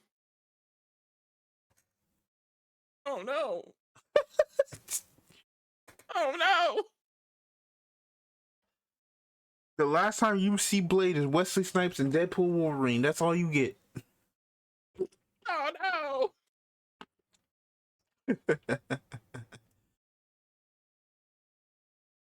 Okay. That's it for Ironheart.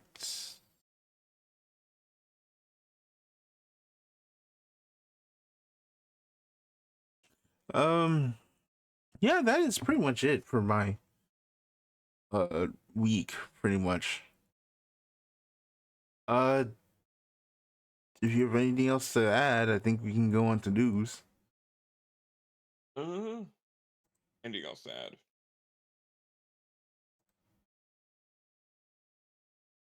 Hmm.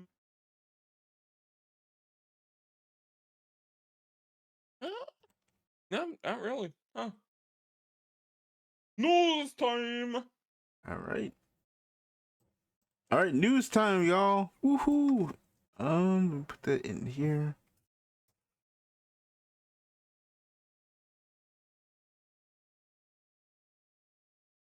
Guess we're going top down as always. Yep. All right. So, we didn't get to talk about it. Let me see this.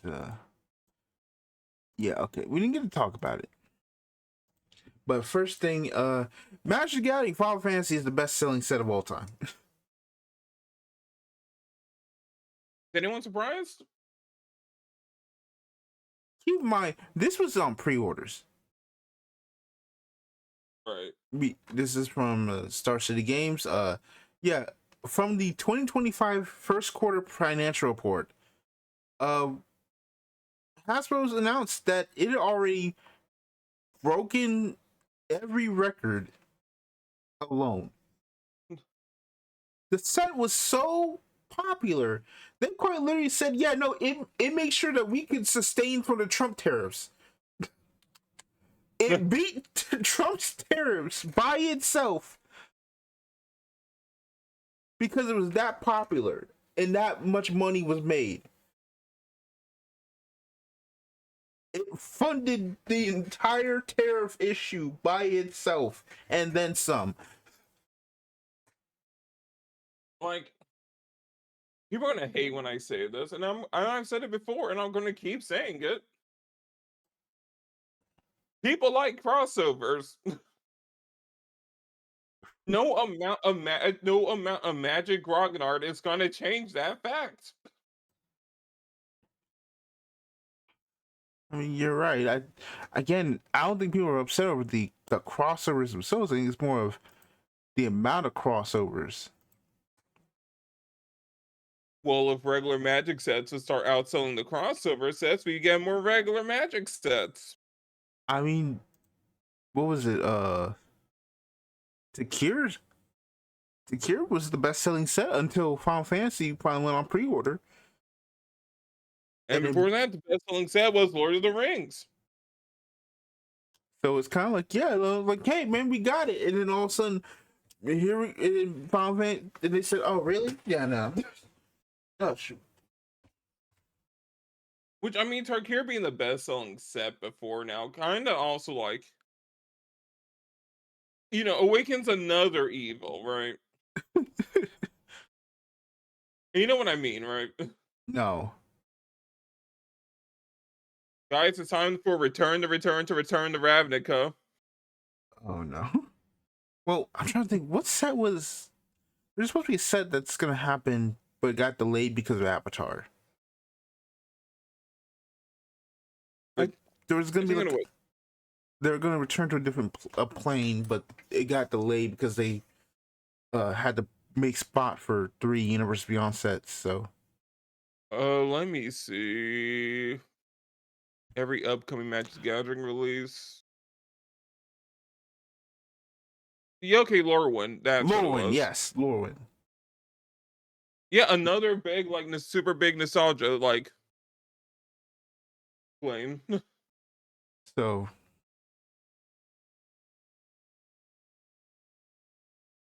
yeah, so let's kind of look over this a little So, bit. we're gonna get crossovers or hyper nostalgia from now on for Magic the Gathering.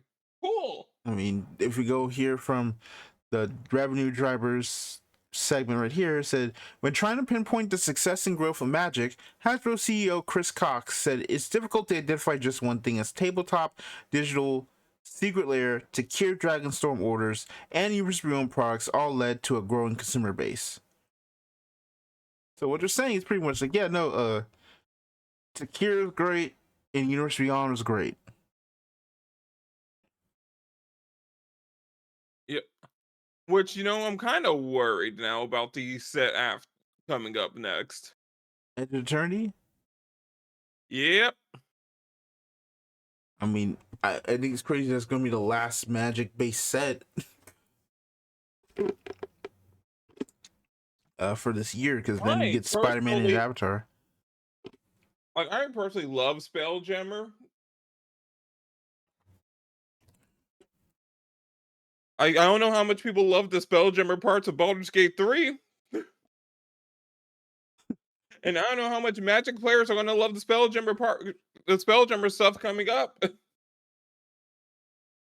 Spelljammer's an interesting thing. Hmm. Oop, you keep getting your sci-fi in my sword and sorcery. Stop doing that.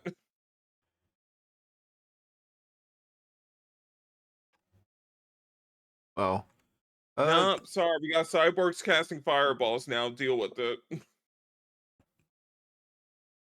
at least it's a Magic version of it. Let's go. Right. All right. So next thing, this is kind of important. I wasn't gonna talk about this originally, but I did talk about it because like a lot of people were kind of like talking about it. So, we got a ban list for Magic Standard. Yep. They banned 7 cards right We'd before. love to see it. So they kind of went on and talked about it. It's like this is their a mid-year ban and restricted announcement, and it's kind of like Shining Small and Standard. Getting a quantity of cards being added to the standard ban list. I'll go ahead and run the red carpet. Top Y. It's their once a year early rotation window. So their goal for with this window is to set the next rotation cycle up to be as fun as possible. I do this by saying early goodbye to a number of cards that have proven their strength and made the format less fun, either by creating unhealthy play patterns or by restricting the viable deck building options available in the environment. Below, we'll discuss the bans and reason behind them, then we'll discuss the lessons learned from these cards for 3-year standard.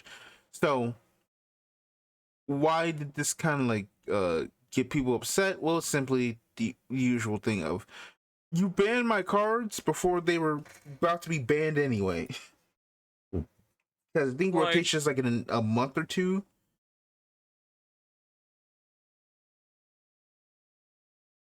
So they were Oh just like, yeah, just clean these up and get them out of here. right. Like these cards have to go. I mean, it also means it also makes Final Fantasy decks playable. Well, Final Fantasy focused ones. Of course, Vivi had to take a kick to the chin, thankfully. I mean, I I haven't been love able to. that mage, but god damn. I haven't been able to play Arena in a while, mostly because I've just been doing everything else. Right. But yeah. Vivi is a menace. I will say my only time one of my only times I was able to draft a quick draft of the Final Fantasy set. I made an almost like pretty great Fang and Vanille deck. Woo. Problem being, the deck doesn't do good against Rush, and all three of my matches in a row were against going wide decks immediately. And I'm like, oh, okay. Yeah, that. At least I got my full playset, Fang and Vanilles. Yep, that's more important. Right. So yeah, people were just mainly the talking point is like standard's supposed to be there, but it's gonna be instead of 2 years, it's now 3 years, so it's longer. It feels like, yeah, I think the idea of like before the rotation hits, you should cut out some pieces if it's like Yeah. just gonna be too much going forward. I think that's probably fine. Like just because you got a standard rotation doesn't exactly mean that cards should be let go, right? And at the very least, I don't think I see like a single like mythic here, so it's not like they're theoretically hard to get. Actually, is Abuelo's Awakening a mythic? No, well, there are a lot of like That's true. rares, right? A lot of like the high things are rares, and It's mostly uncommons. yeah, Hopeless Nightmare is a common. So like, I don't think anyone should be upset over Hopeless Nightmare. Now, does that mean like your deck that you've been wanting to play for like the entire thing is probably cooked until you get a replacement? Probably, yeah. Hopeless Nightmare is just annoying to deal with. Like, it's just a really cheap discard. Yeah. And someone that plays a lot of black in like Brawl, at least three of my looting decks are gonna be like both of my Tiny Bones decks are feeling pretty sad right now. Yeah. So yeah, that was pretty much the only reason to really like bring it up. Just like, hey, there's a magic list. People are still upset. That's what it is. All Right. right. So next on the list, the Trails TCG is going to have a global version with. There's already an English demo deck being made. So this is from TCG Code Limited, and yeah, they've officially started to make a global version of the Trails TCG. I can't name a more generic name for a TCG company than TCG Co. Limited. Well, at least that's what they're. I don't think that's officially their name, but like they work on Divine Cross, and other stuff. But yeah, I get to What's the name have. of your shoe store? Shoe Inc. LLC. But yeah, I get to have a Trails TCG that will probably not exist for much longer, honestly. But at least it'll probably be cool by then. All right, so also we also got the rules for it in English this time. So there's two modes of game modes. The first is Blitz Shield mode, which is basically draft. You open 5 packs, use all 40 cards to build a deck, and play the game. Field. Yeah, sealed. And you've got strategy mode, which is 50 card deck, up to 4 cards with the same name and subname. And these are all the rules.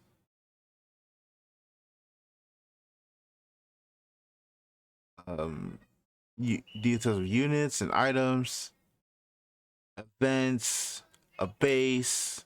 Wait, the bases and kind Every of game all the. has to have field spells. And they have icons and what they do, all the glossary already, game prep, the turn sequence. And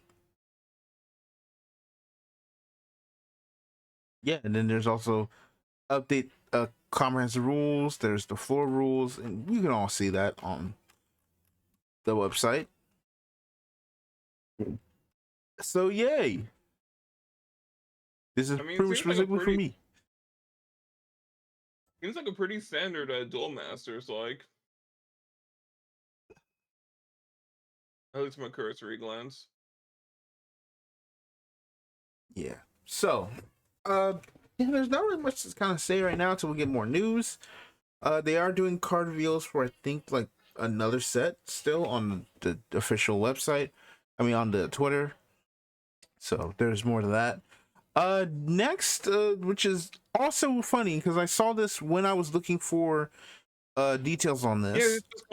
it's just called tcgcorp.net. You cannot get more generic. But on this. So there was a game that was also connected to Force of Will Co., known as the Caster Chronicles. It's a card game that's based off like a book series, or like the book series is based off the card game. I forget which way it is.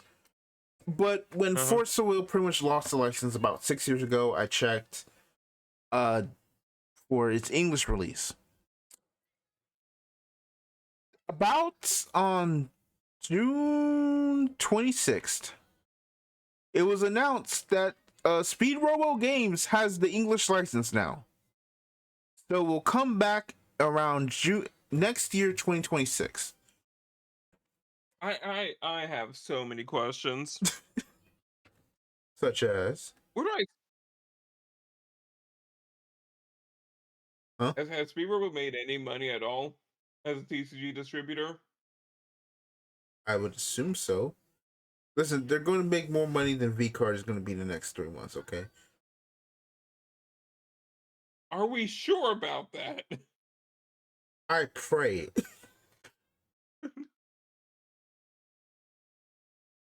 I pray to I guess the Messiah. second I guess the second question. Did the Caster Chronicles clean up its fan service after its first English run? For Speedrobo to be picking it up? I don't know. I have not seen any. Caster Chronicles was pretty damn raunchy the last time I looked. Let me see, let me look up some Caster Chronicles cards and see what the heck's going on.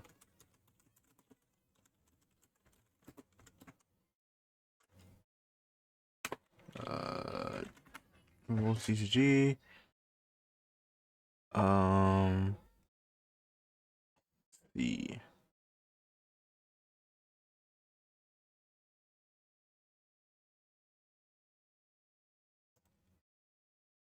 let's see.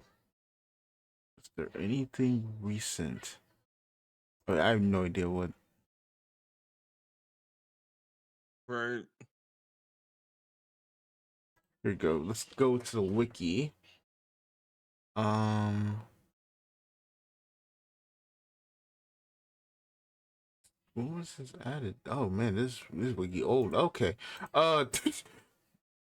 This is kind of hard because I don't know when there's a recent Casa Chronicles thing ever. Yeah, and the wiki's ultra dead.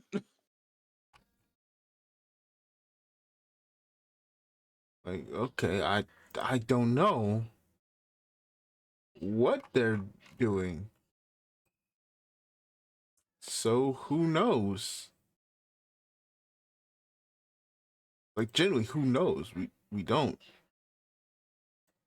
But it must be, must be an idea if it's like, yeah, no, he's willing to be like, yeah, I'll put up the the work to make this game come back.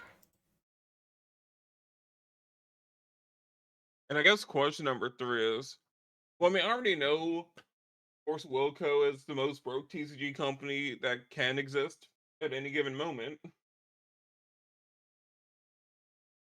Like, did he just pay them like $50 for the distribution?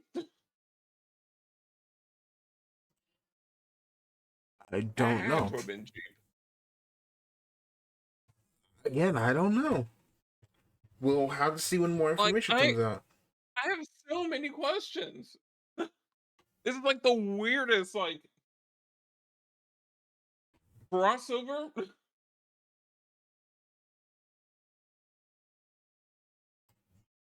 I'm not gonna lie, I just kind of associate Speed Robo with one of those Buddy Fight fans from the old days. Mm,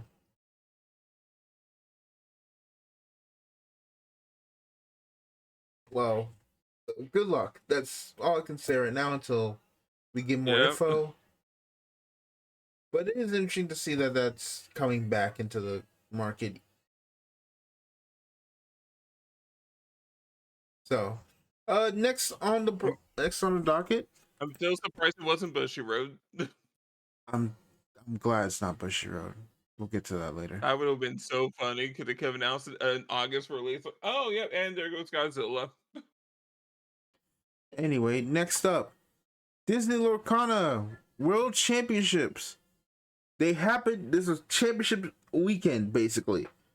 At the time of this recording, Woo! so Lorcana had theirs, and it's announced that Ding Kong Pham won the world championship. Now, if you don't know who DKP is, he is probably one of the best Western Yu-Gi-Oh players of all time. And at some point, I forget, I think it was last year, he said, "You know, I'm gonna take a break from Yu-Gi-Oh, and I'm gonna focus on Lorcana." Keep in mind, also in between that too, he also then won a YCS with Pure Fire Kings. You know, I kind of want to see more of this. Just have every single major Yu-Gi-Oh player pick a different card game to dominate that just generate some salt. You know, I don't think it's generous assault. I think it's just more like, yeah, no, like they can, like these people are talented and good at their game. They are pros for a reason. Like Yeah. like going in like Psalm's like discussion videos. Like he always says, like, yeah, one of the reasons why you can always come back to a game you really put a lot of work in, because you already did the work. You already built your fundamentals. It's fighting games. Mm-hmm. It's like, you know, you can come back and be like, yeah, I can cook this. What's the middle like? Oh yeah, nah. This is probably a better play. This is probably the better card to play. This is probably the better lineup. Etc. etc. Like you put the Like work in to beat these things before. You come back later. It's perfectly fine, right? You've got the muscle memory. once, once you understand card advantage, you kind of start seeing the matrix when it comes to TCGs. Mm-hmm.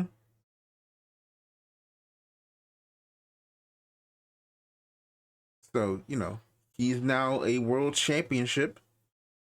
He's now a world champion, and you know there's a lot of other things we could talk about. They gave more details on what's upcoming, but we'll get to that in a second. So first off, I always want to be like, hey, listen, any like championship, we should like congratulate the winner and everybody who participated. Yep. That's always important because you deserve to be, you know, given your flowers.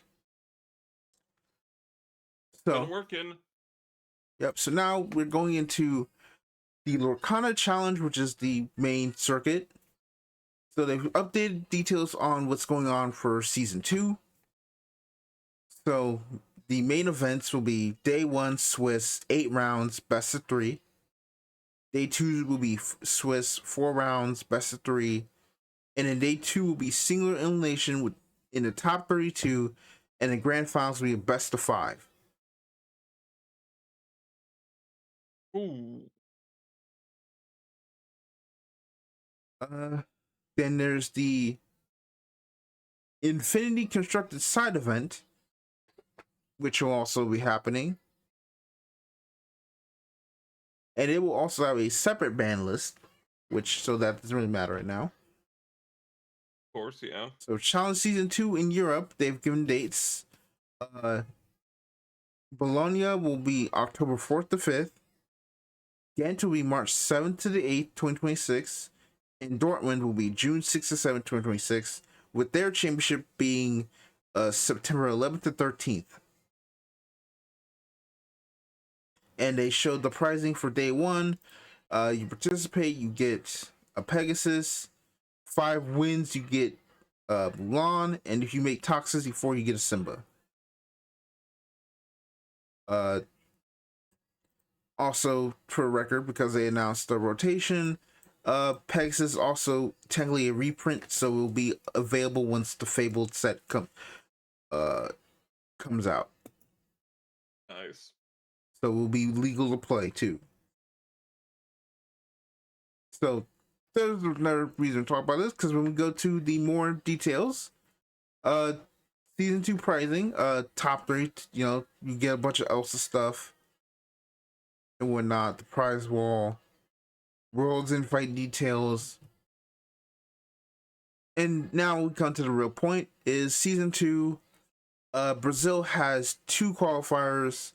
They haven't announced when, but they're supposed to be in quarter 2 and quarter 3 of 2026. And then the North America Challenge will be in Milwaukee, Richmond, and Indianapolis.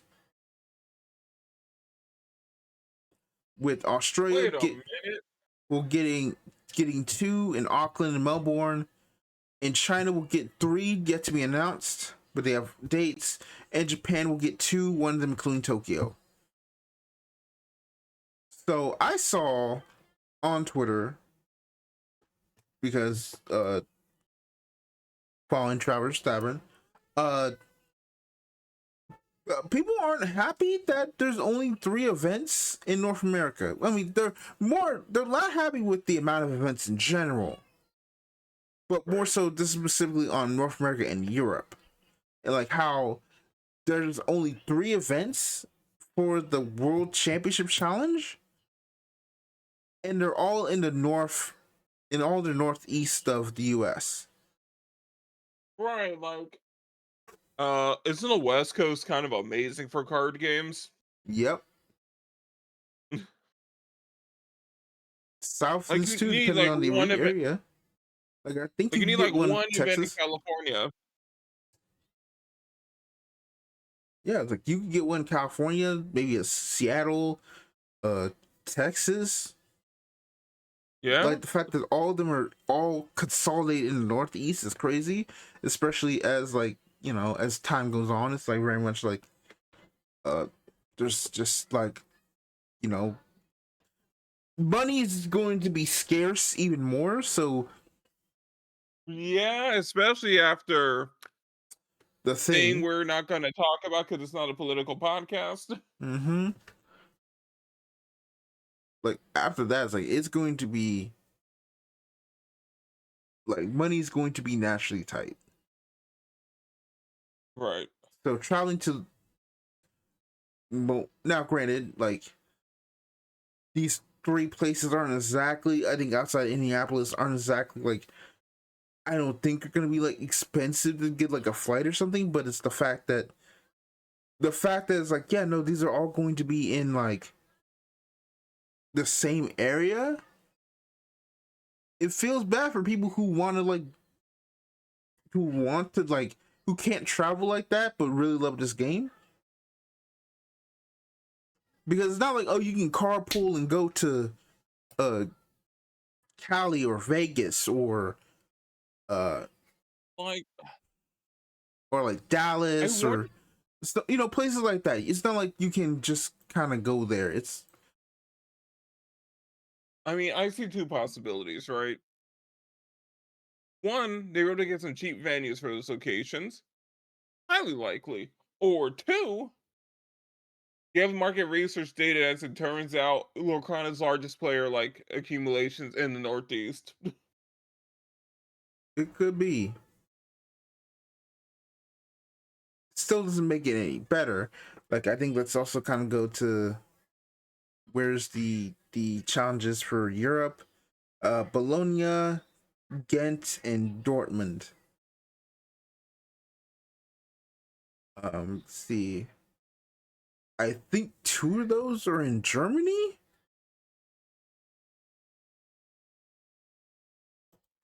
Uh, Uh, I know one's in Bologna. Spain.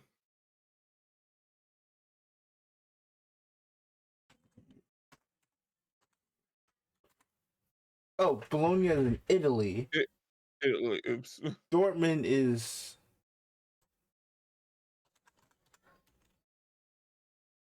Dortmund in Europe. Dortmund is Germany, and then what was the last one? Okay. Ghent.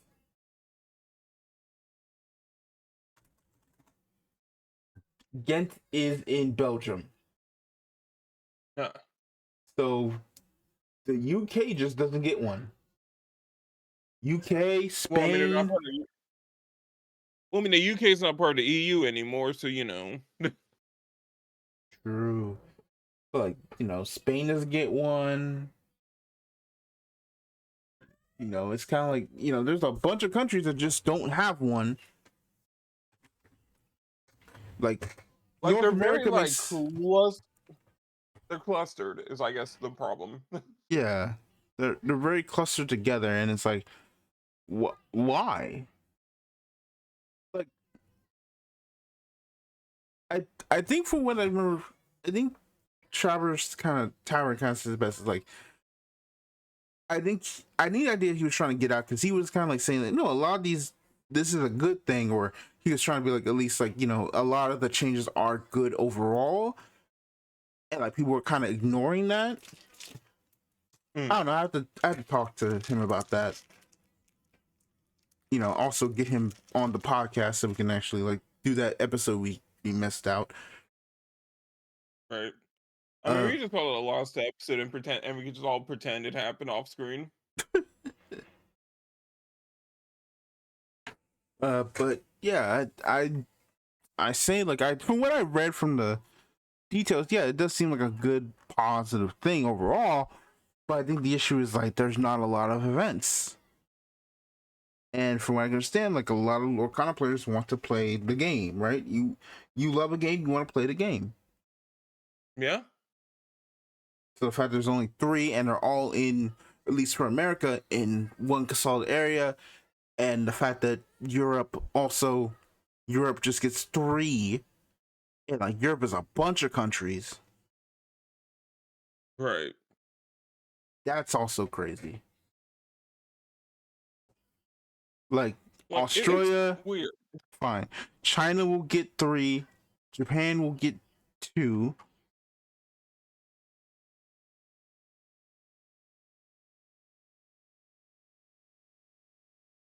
So I will also put it here as like World Invite North America unit, first place per challenge, top 8 championship, 11 total invites.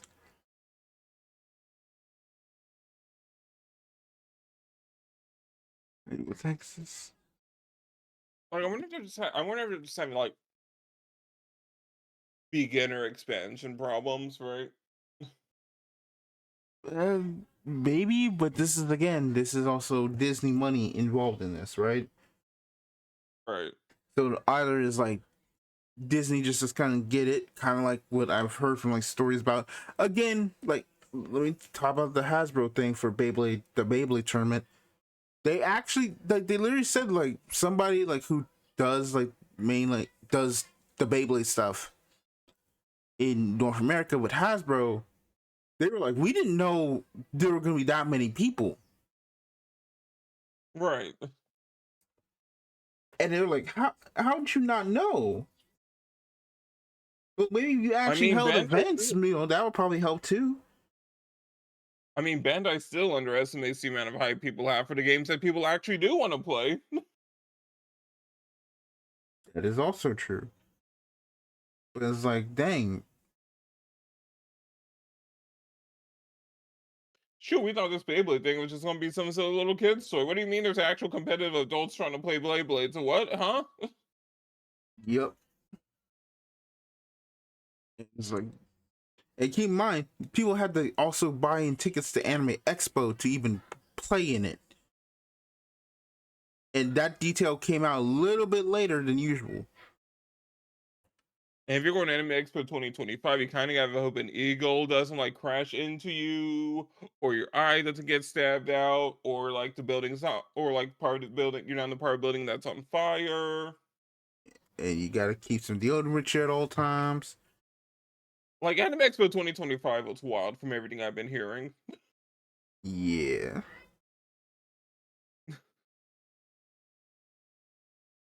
Lovely. So the point being is like, people were kind of concerned about the amount of events, and I agree with them. I like there'd be more events. Does it nullify all the positives in here? No. But it does feel bad. As an outsider looking in, that does feel bad as you don't get a lot of events to play the game you like.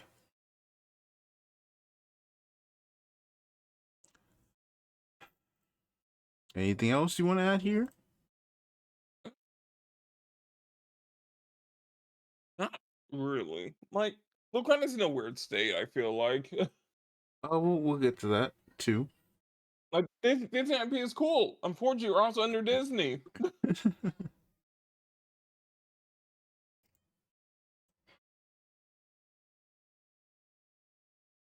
Yeah, I think that's all.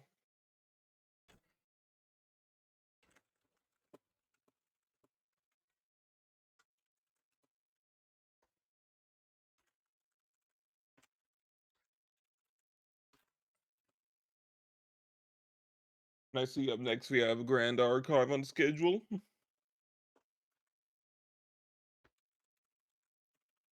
Yep. Uh, just kind of writing this up for later. Okay. So next up, yeah, Grand Archive. Uh, Bobo from main team main deck wins the Grand Archive 2025 World Championship. Again, they also had championship weekend. So congratulations to Bobo and everybody who went to the World Championships for Grand Archive. I will say I watched a little bit of it for what I could. I really did like the production.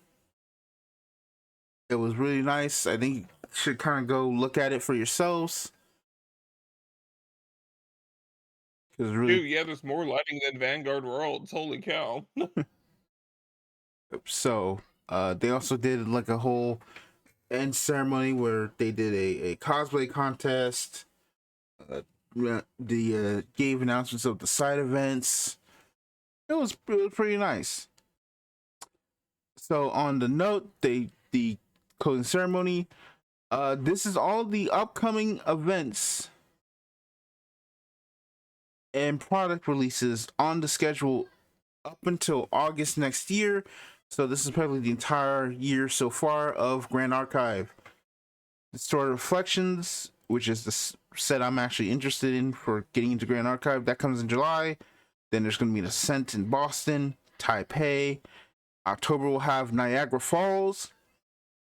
November will have both Auckland and in their first Japanese ascent in Akihabara. Then it'll be set 8, which will be called PTM. I don't think they gave much info on it. Then there's going to be an ascent in the UK, an ascent in the Philippines, an ascent in LA, as well as a set 9, which will be a capstone set, which they said on stream is meant to be a set meant to kind of like a culmination of all the things so far in like storylines and everything culminating in that set. So it's like a kind of like a season ender or like an arc ender, I guess you could say. Mm. Like I guess kind of like a climax set and how Buddy Fight did it. Right. And then there's not even April, but in May they will have Ascent Las Vegas with the North American Nationals. June will have everyone else's Nationals. Then Support Pack 4 will come out in July, and in August will be Worlds in Singapore. So look at that. It is kind of amazing to me how expansive Grand Archive has gotten. Like that's not even to add in the fact that I didn't add in the fact that they basically have the entirety of Glitch Stars, the VTuber The little team. the little Kickstarter game that could. Yeah, it's like again, I saw this game. I'm like, yeah, you look, you do it. You just got rid of uh that freaking terrible NFT stuff, and it works apparently. Like, all right, fine, well, it's gone, Yeah. bye, gone. Here you are. It's like here you go. Go out here doing work. So that's cool. Next up, they officially announced that there's going to be an open digital sandbox for testing Grand Archive TCG is officially being developed. They also said, hey, it's not a full rule simulator and serves as a testing environment similar to Tabletop Simulator, but with user experience designed specifically for Grand Archive. So it's very much, I guess, more, very much how like you do in Tabletop Simulator or for Yu-Gi-Oh players, kind of like Dueling Nexus. Yep. So I'm sure I'm it's not used. going to be like, oh, it's not all the way, thing, Right. but it's very much like, yeah, no, this is right. So I'm like, okay, it's like that's cool. Another one who releases an actual genuine idea conceptual simulator before Bushy wrote. Sure. I mean, Force of Will did this back in like what 2014. Yeah, but it wasn't cool back then. Now it's I genuinely mean, cool. and this is why Chaotic was so ahead of its time. This piece may never return again. So that is up and coming, which is generally very, very interesting in the fact that that's a thing. I, it is just crazy to me. Like, we'll talk about it later, but man, what a thing. All right, next up, we Fisherwood would never. they officially announced that there is going to be a new casual format for Grand Archive known as Pantheon. It'll be releasing in the first quarter of Commander! 2026, and they will give more information soon.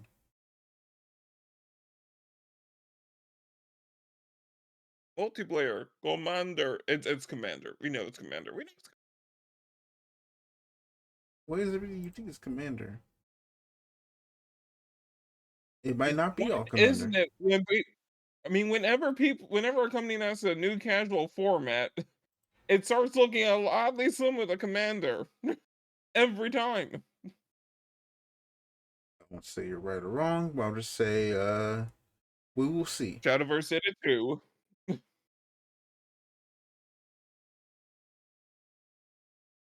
mean, you're not wrong.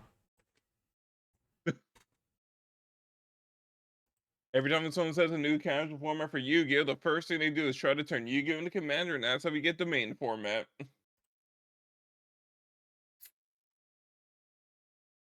Yeah.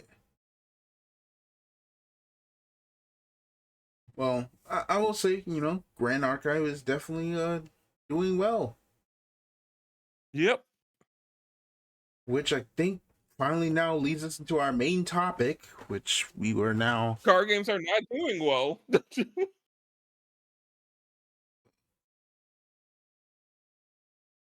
I'm leaving the cart before the horse, but it's a good segue. Yeah, I was writing down the timestamp here, but yeah. So first off, shout out to Cosmic Plays for his yearly sales report details and information. Uh, he does great work. Y'all respect it. Uh, he kind of puts it here, and he reminds you that at the time at this thing for ICV2, which is usually how a lot of the hobby details kind of come through. Uh, Mm. this is kind of where we kind of got our details before they decided to paywall it.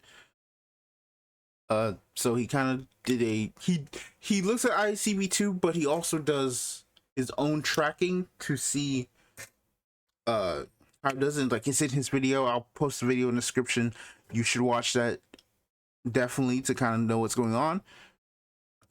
So as of this time between 2024 and this time this year coming up, this is where the supposed like top 10 games are in the TCG market space.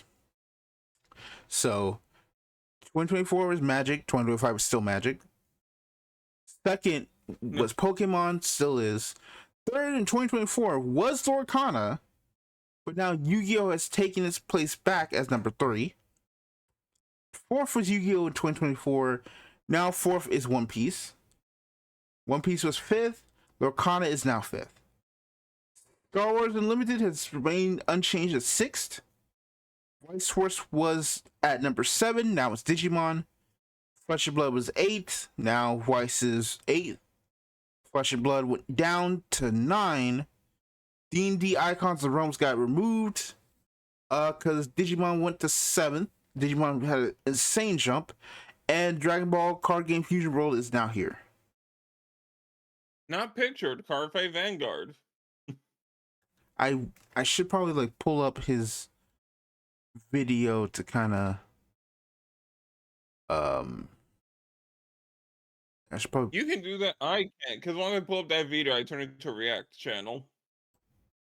like I'm gonna like look up ranking because he does have a lot more details about it. Weird flip out. Oh yeah, this is the details. Okay. So I won't go over his predictions, but he does go over the overview reports, and I think this part will be this part will I'll bring up second. But so while I do that, what do you think of the top 10 right now? Granted, again, we got 25 plus card games. Right. Well, I mean, well, that's concerning. Probably have 25 plus card games. But honestly, it's interesting, right? Like, I guess my hot take, right, is that I don't think Yu-Gi-Oh's doing better. I think Locrana is just doing worse. Hmm. Okay, so I also want to add, like, for context, usually the IBC2 does not include details. If a game releases in the past year, it's more likely not going to just Yeah. add in, right? For example, Union Arena is not here. And from what he says in his video, he talks about, like, Union Arena was outselling Weiss at points. And it was like, oh boy. But it's not here. It probably will show up next year or like the next rating because they do it semi-annually or biannually. So there are a lot of games that release in the period of time where this would be recorded where they wouldn't be here. So Unity is not here. Hololive won't be here. Neither will Godzilla. Neither will Gundam. Unless like Godzilla won't be anywhere. I'll start ranking that game eventually. So yeah, they probably won't show up for at least till 2026 or maybe 2027. We don't know. Like that really does depend on how much gets pushed in. Yep. Uh, but yeah, I definitely agree with you there. Like Lorcana, I mean, it's kind of weird. It's like Lorcana really just kind of fell down because like Yu-Gi-Oh! One Piece didn't change, Star Wars didn't change. Right. We're going off estimates here because we don't have the full numbers. But like, yeah, Right. it had to be Lorcana lost a lot of money or a lot of sales in between the time, right? Like the main thing seems to be Lorcana's doing worse and Digimon's on an upswing. Yeah. I mean, Digimon, Fusion World finally got revealed, and it's like, oh, Fusion World's not doing too bad. Right. It's like now it finally You know, has full data. Icons in the Realm was on that top 10 list despite not being a card game for so long. I'm kind of sad to see it go. It had to happen. So, It's like that buffer line for like, your card game's doing all right if it's selling more than Icons of the Realms.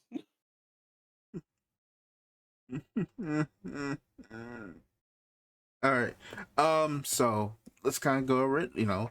We just talk about Magic, like Final Fantasy is not just a big thing, but like a lot of the universe beyond and just the hype around Shakir being so big. It's like, yeah, that did a lot for this year. Yep. Pokemon is just breathing and it makes money.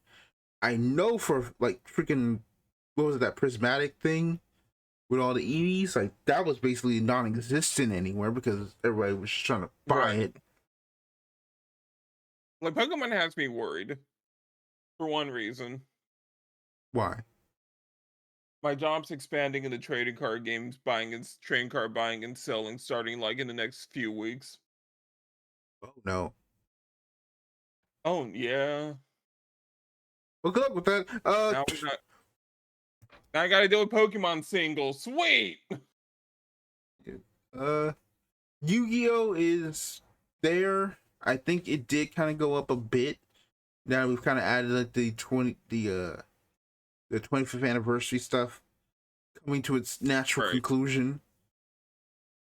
And I think a lot of I do that was just the Yu-Gi-Oh's reprints. I do think Yu-Gi-Oh's at an interesting impasse. Like it's at an like point in its life, right? Like Does it have the a market's weird. does it have anything to do with the TP APS tweet? I mean, I had that feeling before the Team APS tweet, but sure. I mean, I'm saying that as like a reference point for people who probably Um, don't know what you mean. yeah. But yeah, like, Who are these sets for? well, these sets are for this are for a mix of people who have nostalgia for older archetypes or want the next meta thing. Except we haven't had like good general staples. You don't have an anime to sell these sets. So let's put it like this. We're And there's now no point to buy the nostalgic cards because you can't use them. let's kind of put it like this. There's now been more sets, more core sets released without an anime that is Master Duel focused than there were when Reigns was airing. Yep. Wait, I have an idea. All right. What if we give every single this old Yu-Gi-Oh deck a repair Gen X controller? No. But Why not? no. It will save the sales. But I did my reply to uh, the Team APS tweet, which is like, things are dire. House of Champs also kind of gave a whole like breakdown. Uh, a whole bunch of people kind of broke down why the recent set immediately flopped. Like it's like $50-$40 on TCG Player for a box now. Like these are like $70-$80 boxes on MSRP. They're $50 because they just can't get rid of them fast enough. And I think my biggest point is this: something's wrong when one of the most hyped cards being the Sky Striker Ace Zero, right? The one of the strongest Link 2s in the game for Sky Strikers, a fan figure archetype at Secret Rare is $15 on day one. This was Like, I think it puts my own. what was that? There's a way to fix things, I feel like. And no one's gonna like it. But we need a retro future format. I mean, something, because it's like I think people have always, I think very much anyone who has paid attention has always said like, yeah, no, this is starting to really become a problem, right? APS said it, the whole mid-core Yu-Gi-Oh player thing.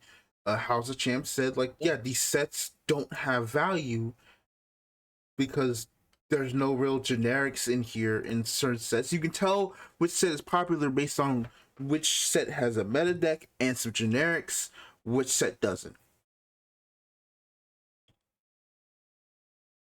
And the nostalgia Right. has worn off. Like, even those, like, yeah, no, people who, yeah, you've got people who play Zexal. This Zexal deck, automats are not meta tiered. No. Not to mention, this also is a set that's releasing before the set that kind of was like more of a assist set with Justice Hunters. Right? Justice Hunter is Like, the big meta set. Why would we go into this set when the actual meta cards are in the next set? here's what you do, all right? Like, it's actually kind of funny. Like, when you think about it, it's like the actual, like, real. It feels like the core sets are more like supplemental sets and not the actual, like, core pieces of, like, archetypes and decks that would change the whole thing, except these are all the deck build packs. Yeah. Like, you got a bunch of cards that do nothing or give power or up the power to an archetype, but the real power is inside sets that are meant to be like, yeah, you buy a box, you could probably build most of a deck off of one box. But because of how Konami has You changed, did in Japan. yeah, in Japan, that's what I was going to get to.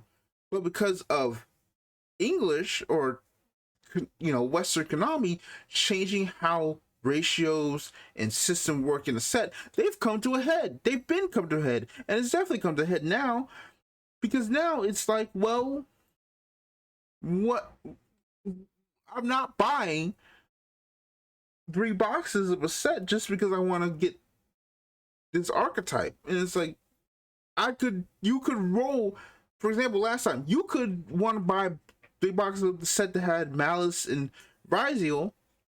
You could open 3 boxes and just pull out a whole Ryuge core, get barely anything for those archetypes, and then you were just crying. Lord forbid you bought 3 boxes trying to get Malice, and now people realize Malice sucks, or it's really not as strong as people thought it was. So it's gone down exponentially in price.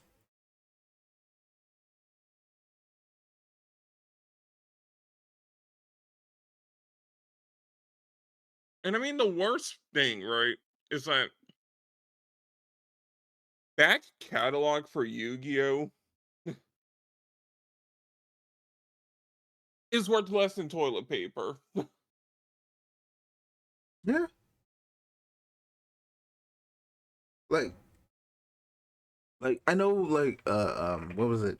MBT and everybody wants to talk about this whole, the content creators will talk about, like, Yu-Gi-Oh has a very big aggressive rebate policy.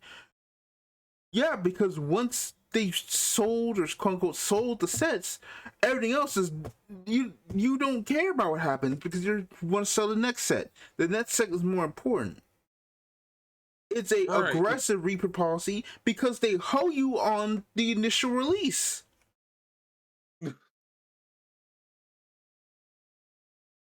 Like the reprint policy needs to be like it has to be aggressive for Yu-Gi-Oh! Because like, cool. Are you gonna like who's gonna crack open all these like sets of like old power creep nonsense that may or may not have a 1% chance of getting the actual staple card worth any amount of money?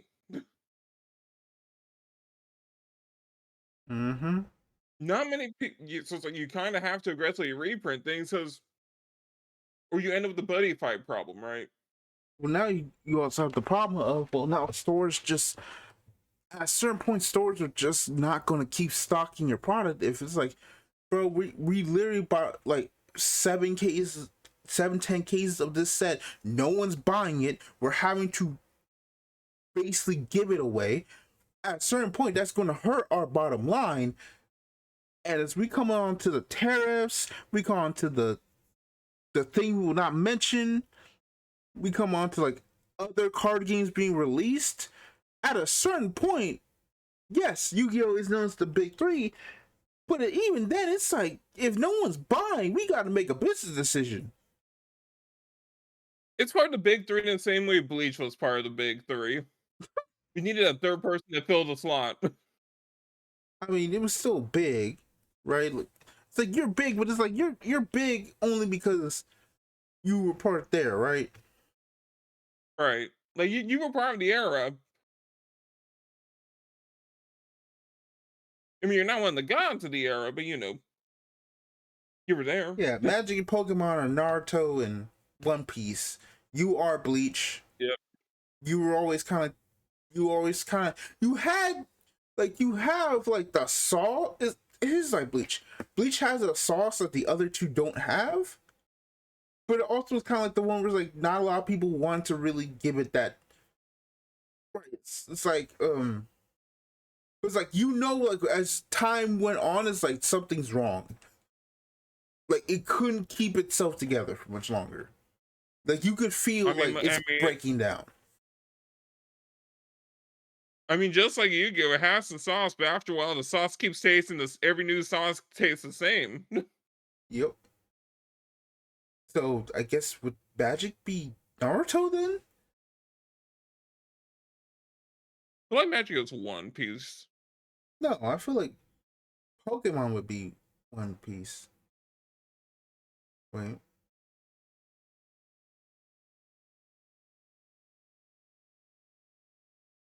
Yeah, Pokemon would be One Piece because Magic is like Naruto. It wants to try and be hip with the kids, and it keeps somehow bringing it into a position. I don't know. This whole analogy is getting off topic. The point is, I mean, I feel like the analogy will work if you switch both of them around for like each region, right? yeah, okay. Yeah, it's getting weird. Yeah. Now we're just running through hoops. Okay, so But in here, uh, again, One Piece. One Piece is definitely it's still One Piece. is one popular. It's still popular. It's going to be popular. I think. I think we'll see. I think the announcement of rotation for One Piece will be an interesting thing to see Right. because that is, whenever rotation hits, you do always have that initial like breaking point because because everyone thinks, oh, my cards are useless, even though there's a format to use them. Like, like, I mean, rotation is always interesting, right? mm-hmm. Because on the one hand, like the first rotation is always the hardest. But also once you get over that initial slump and like, everyone, chills for a bit, it's fine. As long as you don't have a car fight Vanguard level of everyone using the word reboot when they mean rotation, and then the subsequent like 5 crash outs. Mm.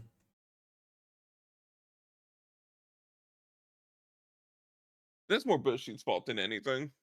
Yeah, we'll get to them. Lorcana, I think kind of the Lorcana hype has obviously hit the die down on wave two.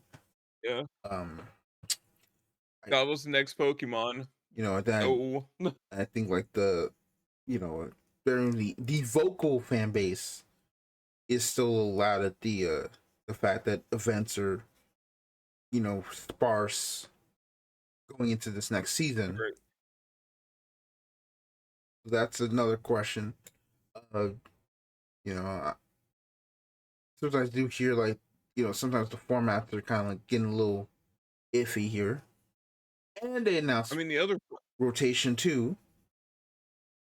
right. Also, Disney adults kind of have to spend their money on, you know, food eventually, right? Yep.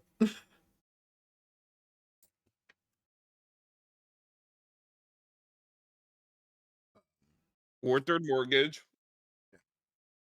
So Star Wars Unlimited is very interesting to me because I'm like, it feels like this game shouldn't be that high, but I know It's it's it's a fun game from what I hear. it's an invisible underdog. Yeah, it's just like, Star Wars fans who have wanted a card game, they're fine. I still just don't know about the company leading it though, right? Right. I mean, the good news is that it's not Star Wars Destiny. The bad news is I made still by see the the people who did Star Wars Destiny. like I still see those dice in my room sometimes. I'm like, die. A bag of Dyson tokens. Can't be used anywhere else. Mhm. Yep. Digimon getting propped up a lot is crazy and surpassing Weiss Schwartz here. Um, I think probably because of the world convergence being like, yeah, no, Yep. you Time can to speed run. you speed run, and it's like, yeah, no, all your cards actually do matter. They're not going to be completely lost to having a different meta. Yep. So that's probably one of the reasons. Like, yeah, no, Digimon did a lot of things right in the past year. Also, there's a lot of Digimon hype going on. Yeah, and I think another thing too is like, uh, freaking a lot of these games have like hype going in, right? Uh, Right. Magic has a whole thing. Pokemon is Pokemon. Yu-Gi-Oh! Well, we can just talk about Yu-Gi-Oh! But One Piece, you're still got one of the biggest anime of all time. The live action season 2 is gonna start soon. Uh, you're gonna have a whole thing. You're reaching anniversary. Cool. Lorcana fell down a bit. I It'll get back up. I feel it. Star Wars. Your Mhm. best thing is that Andor's good, and anybody who's a Star Wars fan that's not a whiny baby is happy. But look, Darth Vader wouldn't approve of that. Oh, don't get me started on that bullshit. Darth Vader wouldn't prove on. Darth Vader wouldn't give a damn. Yeah, Right? Oh yeah, Darth Vader definitely like it's the entire HR department for the Galactic Empire. Totally. yeah. Like, Darth Vader wouldn't even know. Man is doing everything else. You think he? You think he's watching everything? Darth Vader approve on this. He's not. The, he's not the HR. He's not the actual leader of the thing. He is. He is an enforcer. He has. He's just a muscle. Like, I think that's the whole. Oh, you actually did get me started. God damn it! Like, the whole point of Darth Vader Mhm. is that he's not some sort of leader. He's a leader in the fact that he's a scary motherfucker with a lightsaber and force powers. He He just became Dooku. That's the grand irony. Yeah, he doesn't have. He's a general. He's not an actual person in leadership. The leader has and always will be the gosh dang Emperor Palpatine. And Palpatine Even the and Palpatine's like, shoot, e- go ahead. even the admirals have more power than Vader. Let's be real. Yeah, like there's a reason why people talk about Grand Moff Tarkin than Darth Vader. Grand Moff Right? Tarkin has more power than Vader. Vader is only there to make sure the Death Star worked. Like that's the whole thing. It's like Vader would not approve of this. Vader wouldn't give a. Vader couldn't approve of it if he tried. Like the most Vader probably does is just train the pilots. It's it's insane. Again, I didn't want to get into that. Yeah. Let's move on. Digimon, everything. Weiss. I guess more Digimon went up. Yeah. I feel like Weiss is always in a weird state. I mean, I will say though, like Nikkei, there is I didn't get the report or find it, but it's like Nikkei is the best selling set in Weiss history, I think. In English, You which is know, already a big thing. everyone likes booty. What more do you want people we have to say about the set? I mean, this also kind of question. Well, Union Arena will have that uh Yep. soon. Like That's I feel like Weiss has a problem, right? hmm? It's no longer the IP card game. No. It And unfortunately, there's a lot more people playing other IP card games than there are people actually playing Weiss. yeah, that's kind of a discussion topic right there. It's like Weiss is a fine game. Weiss is a It's a collector's fun game. game. Weiss is more of a collector's game than an actual card game. And now that you have other IP based card games out there, right? Build a Right. Vibe basically split itself in two and then shot the first one, turned to itself an IP card game. Union Arena exists. Magic the Gathering basically is an IP card game now. Uh, you then I feel the also in worst part. Japan split Weiss into two other spin-offs, and you have Rebirth. Look, all right. You got There needed to be Weiss. You got White Shorts There needed, Bishojo and White Shorts Goond. yeah. Like, Look, Black Plastic Bag Weiss was inevitable. All right. bro, I literally saw just the other day I got a thing for like hobby news thing for like upcoming like sleeves and deck boxes.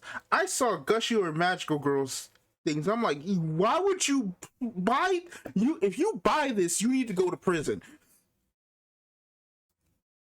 You Yeah. got the main characters in just ribbons in borderline scissoring positions. You need to go to prison, dog. What is this? And I'm like, yeah, that would probably be a White Schwartz playmat. Yep. And unfortunately, given the tournament regulation rules, if it is an official Bushiroad product, Nah, that will not work. Do you not remember the Prisma Ilia playmat? there's going to be one person trying it. You already know. But I don't think it was specifically Bushiroad itself. I think it was just a general playmat. But still, no, the Prisma Ilia one was definitely Bushiroad official. That one was just like, dog, that's literally a 12-year-old's booty cheeks on my screen. What are you doing here, dog? Oh god, I hate Prisma What are we Ilia. doing? I hate Prisma Ilia so much because of that. I hate it so much.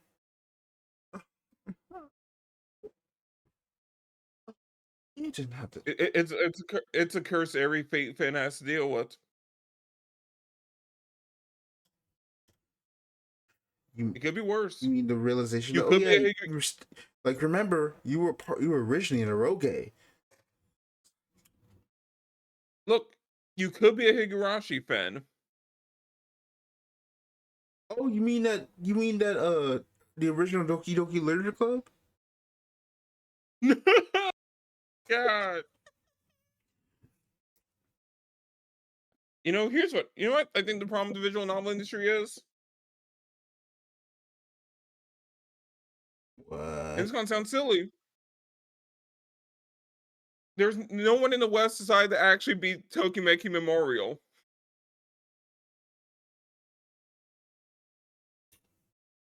What do you mean by If that? Tokimeki Memorial had an official English release, we'd get a whole lot less of these ironic visual novels. I mean, listen, with, but if we got it, we wouldn't have the ironic visual novel of Class of '09.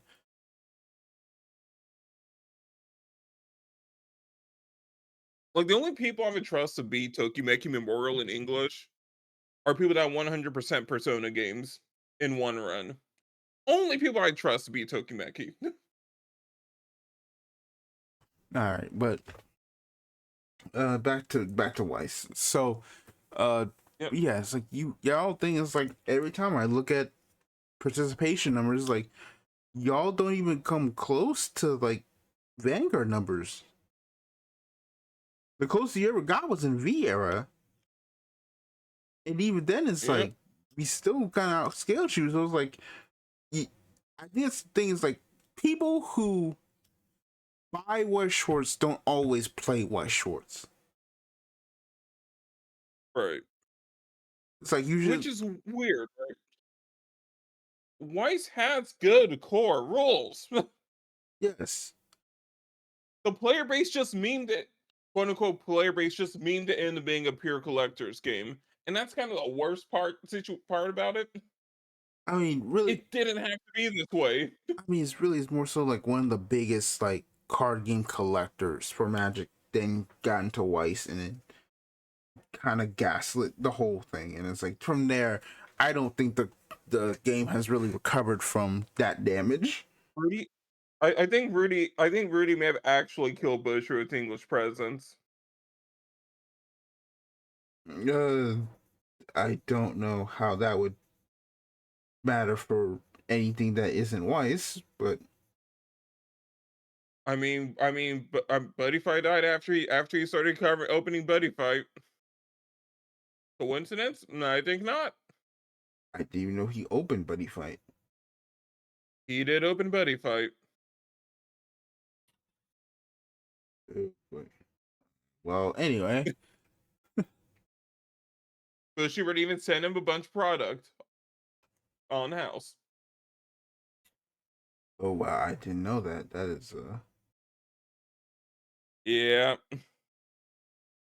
okay. Well, we'll get to Bushra in a second. I mean, for Vanguard in a second. But yeah, it's just like I don't know what they're doing by not only taking Weiss and separating it to three individual games where you don't already have the numbers to kind of back that up. You got the sales, you don't got the players.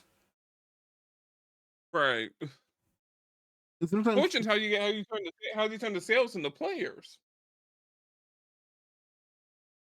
it's like what's going on here, and I think that's the kind of the tragedy of the IP based card games. Like if you are say like is there between like playing SAO or Bang Dream and something like Kill a Kill.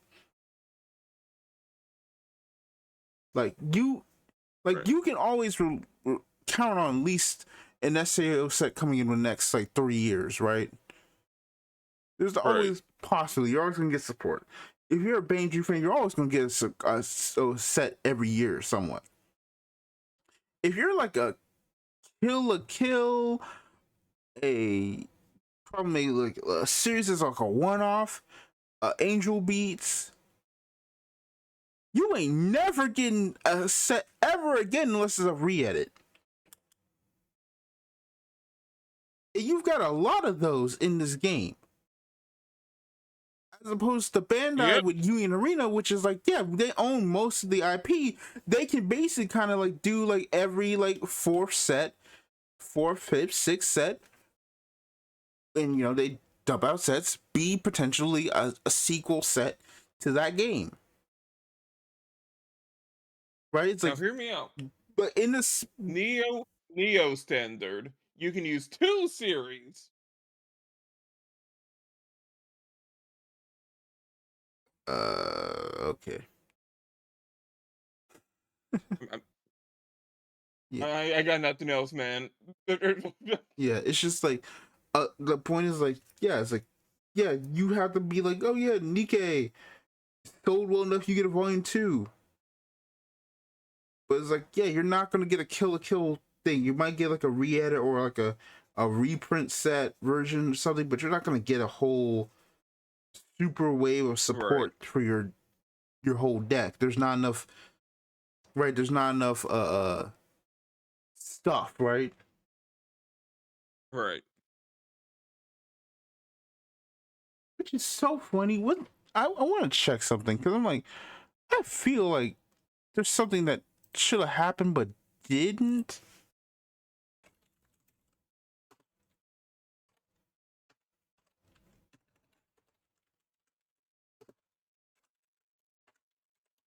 Yeah, I'm like thinking about like where did that ever happen? Yeah, I was correct. I was like, for example, you know what's never gonna happen again?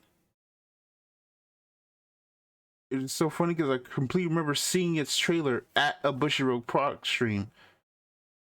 We're never getting a sequel. We're never getting a second set of something like Darling in the Franxx. No. We're not. You're not getting stuff like that anymore. Well, no one wants Darling in the Franxx in the first place. Exactly. But I've never seen a show on the do not adapt list on Super Robot Wars. like we couldn't salvage this if we Nothing on tried, and we have two versions of the show to grab from. Franxx is the only show on the never ever list.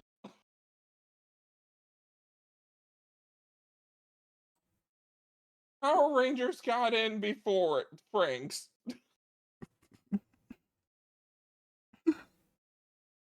It's like, Godzilla's been in 5 times. yeah. So Godzilla's not even a mecha. If you somehow he's been in there more than Franks. Like it definitely is like it really is that meme of damn nobody wants you for real. Dude, cyber like dudes in power armor is no longer a problem. Ultraman got in the Super Robot Wars 30 for the Netflix one. It's like they just definitely don't want to touch it. That's crazy. But yeah, Weiss is so weird and that is like, yeah, no, it's like it's very much a people buy it, they don't play it. And there are other games like uh, I made a joke about Magic Gathering, uh people made a joke about Wait, Magic being Weiss. We Union Arena exists. People are playing that. There are a bunch of I events that are got it. selling out. Hmm? I figured it out. What? What if they remake Weiss, but with original cards?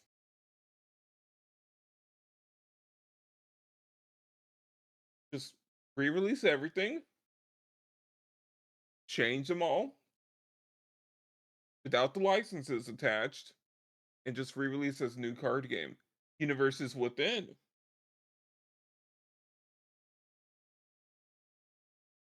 Man, that sounds really cool, man. I feel like there's a game that's like that already.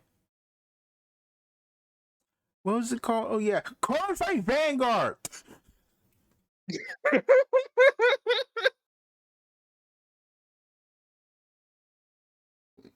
Like, what are we doing here, dog?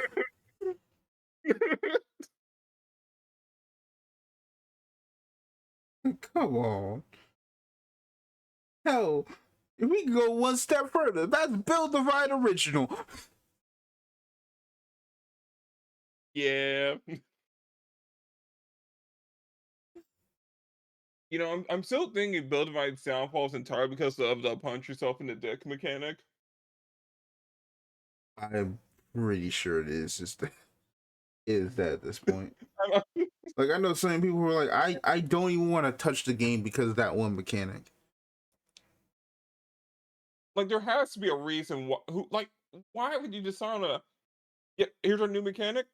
We're gonna change how luck works in video games. If you gain an advantage, just punch yourself in the nuts repeatedly every time you take damage in the game. Good job, team. What are we doing? Like I understand they want to do a thing, but it's like, why is that a thing? Where And it's when like I feel like you should have that on like really powerful cards, like a trade off. It's like, yeah, no, this card's really powerful for your deck, but if you want to play it, there's a chance you could damage yourself on it. but no, there's a mandatory minimum. Yeah,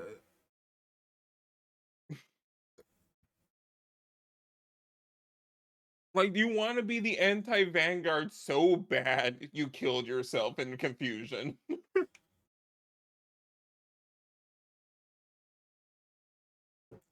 it's so sad. I really want that game to succeed, man.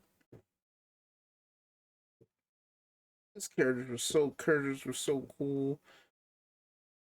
At least they got 2 good seasons of anime. Yeah. All right. Unlike a certain card game that will not be named anymore. Anyway, Flesh and Blood. Uh, I don't even know what's going on with Flesh and Blood right now. I don't either. Like it's just kind of there. Well, Which I like, mean, unfortunately, I don't pass the you must be 40 the play this card game limit, so I can't see what's going on over there. I mean, I know that it's like just like insanely still it's pretty expensive still. Really somewhat. And like I know there's like a whole debate still on whether or not should we make this card more this expensive or for people to go in and like there's actually generally a debate of like no, if we do a reprint of this card it will go down price, meaning I lost money. Like there's generally like a really hard discussion on that now, and it's like, ooh, from what I remember last time. If I'm wrong, please let me know in the comments. Right. Um, I also like that how there's two. I mean, Fellowship Blood's funny because there's 2 formats, right? It's like, oh, you don't want to spend a whole lot on a deck? Here's a completely different format. Decks are half the size. There's no real competitive support for this format, and blah blah blah blah blah. Enjoy being poor, you poppers. The real Flesh and Blood is for the rich. if you're a broke boy, just say that. Right? Damn, we have this great format called Blitz. For all yeah, poor sacks of amazing players that we do cherish. And then lastly, we've got Dragon Ball Card Game Fusion World. Uh, yeah, I think just finally kind of hit its stride a little bit. Dragon Ball's Yep. still a big IP.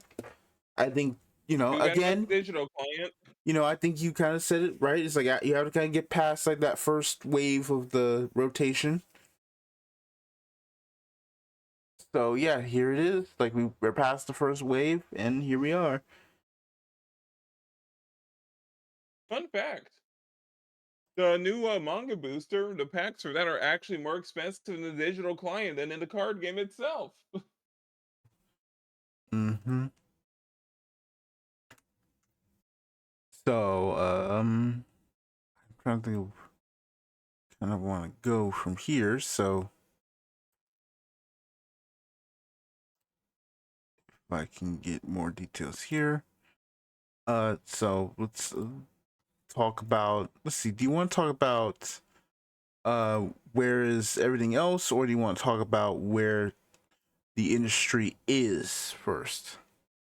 Because I feel like we should I go to mean, like where is X, the where is everything else segment first before we yeah, go into the actual industry. So this is also another thing from his video. He goes on to the first quarter of details and all the sets that released. For example, we have Prismatic Evolutions, which out of boxes sold, right? right. Uh, let me. I should probably give you. Let me copy this and give it to you for your page.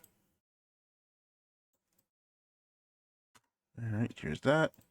I'll give you the one for later, which we gets to. Yeah, we'll get to that and we get to that. Okay, so for example, we've got Magic, we've got more Magic, we got One Piece boxes, for Royal Blood, Supreme Darkness was out of that, but you can kind of see like, dang, that is a steep decline off of that for Supreme Darkness. Oh yeah. But Supreme Darkness was a good set. Star Wars Unlimited Jump to Lightspeed.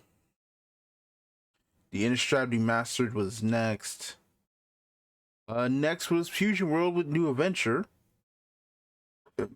Then Magic with Aether Drift Collectors. Then Digimon with Chain of Liberation.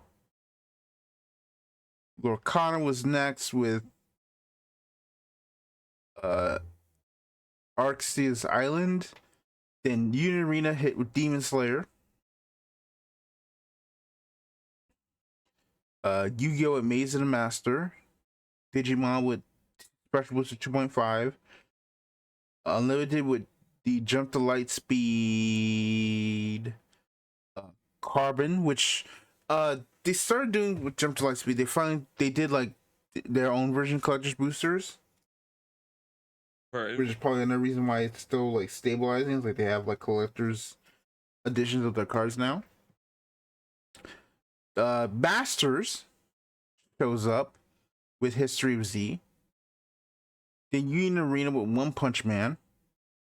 Grand Archive with Abyssal Heaven. Into Flesh and Blood with the Hunted. Yeah, the Hunted. Weiss with Blue Archive, which is kind of crazy. Like Blue Archive being this whole popular series, like it's that low is kind of crazy. Okay. Funny story, all right? Yes. And there's gonna be at least one Blue Archive player mad when I say this. Blue Archive is not actually that popular. It's Mm, all hot air and gooners. No one actually cares for Blue Archive as an IP. It is fake. damn. It's been on record that Nexon has been just funding the entire porn industry for Blue Archive with the funds to try to boost its popularity. I have no comment on that. It's all hot air, all right? So off of that, Anyway, Final Fantasy CG with the Legacy Collection. Yeah, Final Fantasy CG, we kind of forgot about you. I'm sorry. Weiss is yeah, I'm surprised it's not dead. back to back with Premium Booster, Persona 3 Reload, and the Quintessential Quintuplets. Then we finally get Vanguard with Generation Drag Genesis into a universal set for Critical Role. Then Shower's Ball with Alter Chaotica, Celestial to Moonrise, Force of Will with the Masterpiece Collection O2, and a recross with uh Division's Diva. So yeah, let's kind of look at all the card games we kind of like left out by accident. You know, obviously Fusion World and Masters are separated Yep. here. Grand Archive wasn't on Grand Archive. Final Fantasy TCG, Vanguard, Universes, Shadow vs. Evolve, Elestrals, Force of Will, Recross. We kind of forgot about all of them. They weren't really in the top 10. Uh, Like, that is tragic for so Vanguard. let's say this is Holy based cow. off of 6 weeks on TCG players sales. Yes. So keep this in mind because Generation Draft Genesis was not a set that was hype.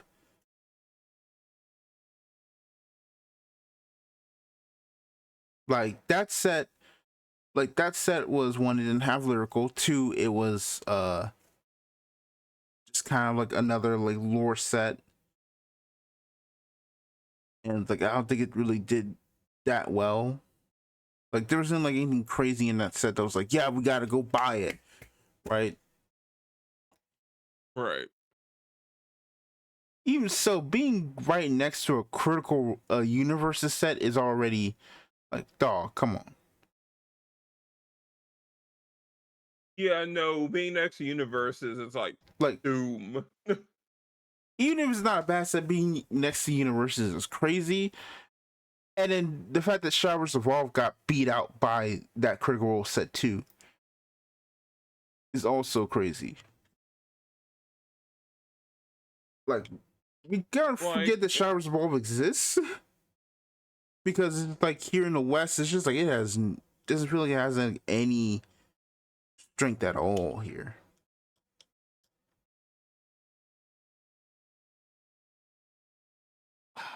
I feel like Bush has just squandered all sense of momentum they have had. Outside of Weiss, barely. Mm. But like, I mean, we know what the problem is, right? Like fundamentally, Yeah, it's that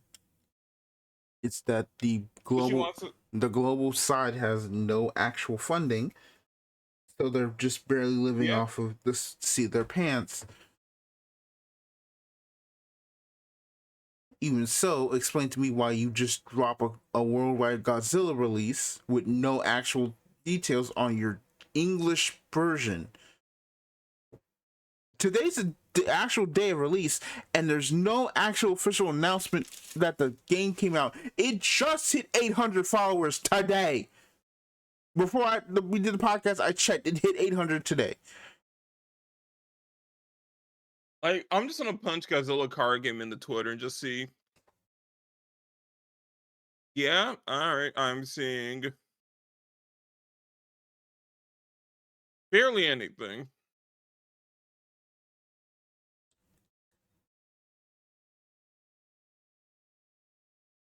Mm-hmm. Mm-hmm. Like, Mm-hmm.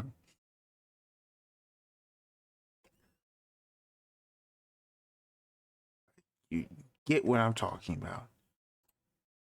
They yeah, left this game to die.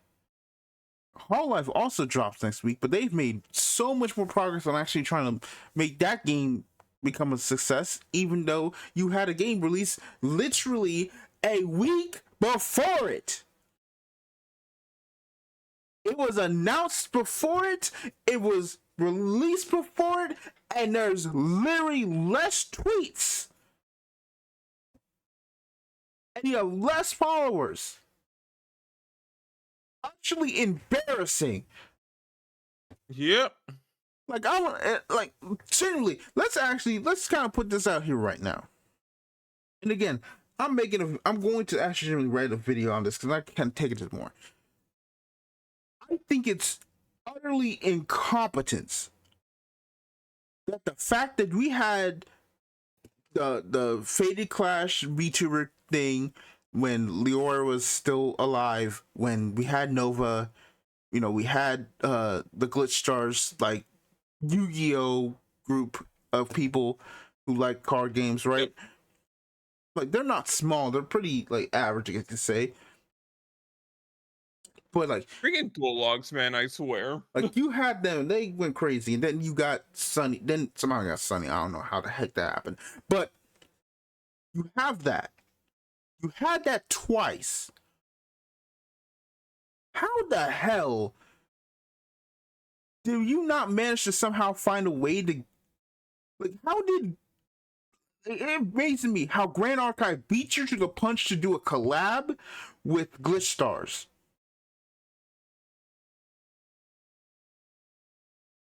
for Vanguard for their game, which has less money that theoretically should have,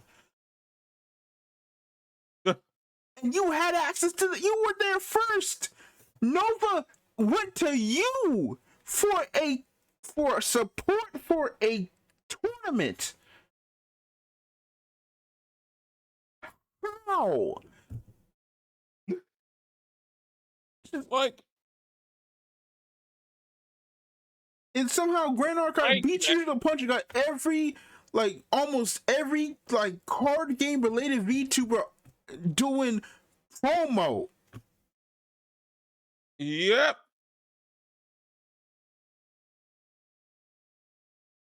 Like Like, this should be better. It's like a wheelhouse, right? yes, They've got nothing. you've got connections to Hololive. You got connections to Vispo. You remember that whole thing? You basically Yep. deleted that from the Western side. Like, no, that's even crazier. You somehow let a game made by your own producer get Vispo.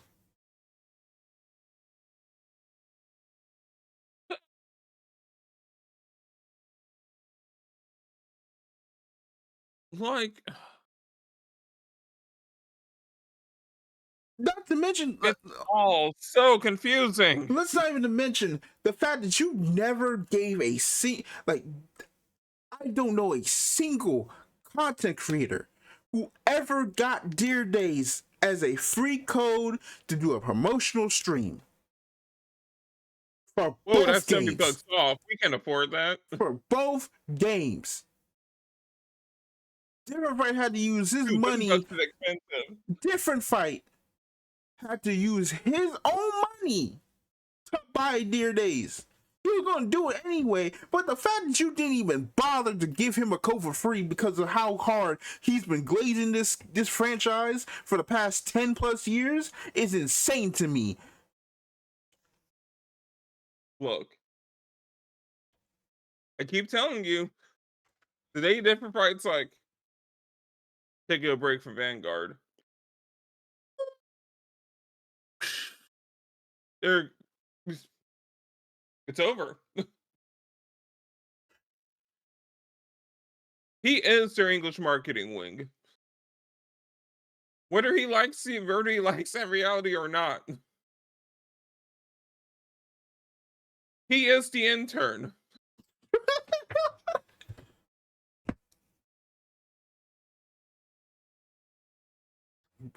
It genuinely perplexes me. I mean, I also small tangent here. I also kind of thought about this too. I'm like the disparity between him and the next two or three biggest Vanguard YouTubers is insane. Yep. And granted, that's not because oh he that's because the other two YouTubers suck. No, they're great. They're great. The Right. problem is he has so many just general connections, so many uh things, right? He's multilingual. He's Right. got 4 languages on his belt. He's he lives in Japan now. He has a lot of strong equipment, a lot of good equipment. He has, again with the Japan thing, he has pretty much close access to Bushiroad. He streams he's able to stream the Tuesday streams, which is important. He's able to translate that. He also, is able to kind of be at the forefront of the meta. He's able to get product day on release in Japan to show off. But he has so much more pieces than every other content creator. Of course, he's gonna be ahead and shoulders above everyone else. Yep. but it's also because the non-him content creators don't have the tools or the way to take care of that like he does. Like it's weird to say this, is like part of it's like why is it that 50 cards has provided more content creators with product than Bushiroad themselves? If anything, if only for like you know a discount at least. Like I think the last time a, a content creator was sponsored in the English market was generally like besides the Nova events. I Yeah. think it was probably like a I think it was the V collections. Wouldn't surprise me. And like, I think the problem is, right? And like, this is gonna sound silly, and I hate putting things on like just one creator. Like I do, right? But unfortunately, I'm pretty sure Bushy sees different as their like big outreach. Because he has like all those like micro advantages, they don't have to do anything. He's free real estate. And unfortunately, when doesn't want to spend $5 on Google AdSense, that's a pretty sweet deal.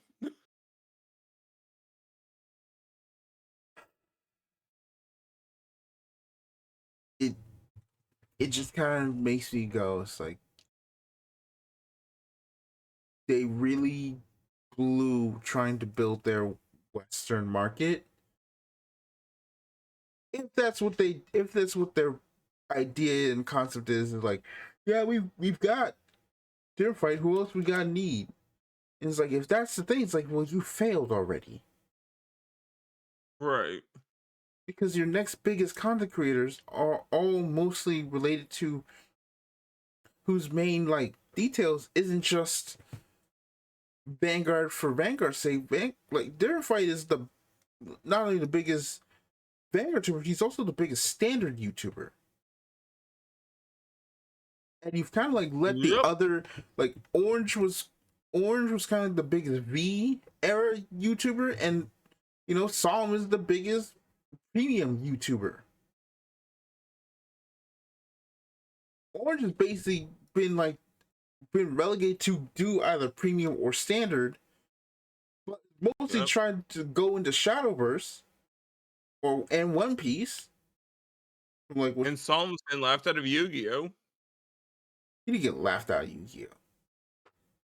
But the point is like Solemn is quite literally like, I don't care about standard. I've tried. I'm pretty much premium, and even then, I'm pretty much a competitive person. So I would just do my thing. If I want to drop a video, I'll drop a video if it has something read to me. But otherwise, I don't have nothing to do. The Nope. premium YouTubers don't have nothing to do. The V YouTubers might as well not exist. V's not real. And the standard YouTubers, it's like at that point, it's like you're only doing it for love of the game because you can't. It's like you're not beating Chris. Chris has an editor. Chris is like the closest one is Richard from Nexus Core. Like Richard can edit all that himself, but it takes like a couple days. Chris got an editor who just immediately pop that shit immediately. He recorded, sends it to the homie, goes off to work on another project, goes off to work on his job, goes off to work on some school, goes off to work on other card games. Like,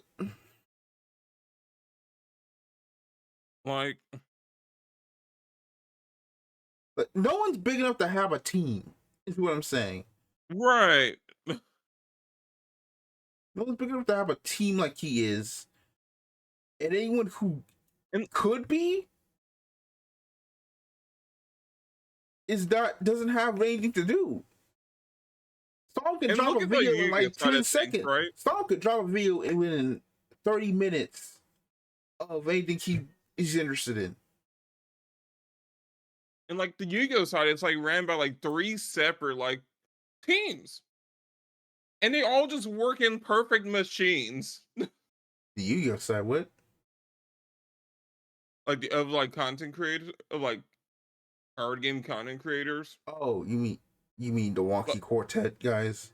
Like the Wonky Quartet, Team APS, Sam and his and like C-Rex and whatnot. Like there's so many different sets of gears turning in perfect unison. Crazy. Yeah. It's just it's kind of things like I don't want to be like, I feel like this is kind of getting a rant. Oh man, I don't want that to be like that. Told you it's a rant stream. But I never want to be like, it's like the issue of we never Vanguard never had a chance to really build uh um its content creators up to be as strong because we never had a COVID moment because there was nothing for us to do. Like we were gonna like Yes, we no did. We just rolled dice. like what was it like? All we had was CFA, and CFA, Right. even though it is CFA, had a lot of problems. Mainly, one is pretty much that game did not receive any sort of update visually until the end of until like the midpoint of V, and even And I mean, then, I don't want to be offensive, but no one wants to install a trading card game simulator from a site that's half Russian. yeah, that's another thing. That's one thing. It's like It looks like the website looks like it's going to give you a virus. yeah, it's just like it's so the site is outdated. The site is outdated. The the thing is like only just now got an update, but it's like we missed that COVID window of increasing It scale. took to what 2024 for an auto updater.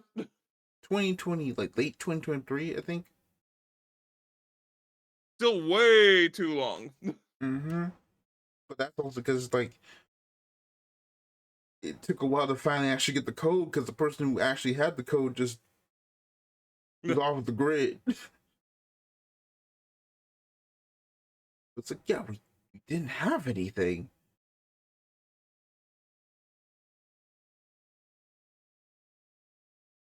Like the COVID bubble got messed up because we didn't because a lot of things just didn't go our way as opposed to like this comes off of me basically just saying like the Vanguard community is lazy and I don't want that to be the way. I'm just saying the Yu-Gi-Oh community had like years of prior stuff like Dueling Book, the original YGO Pro. I mean, I want to say lazy, maybe disjointed.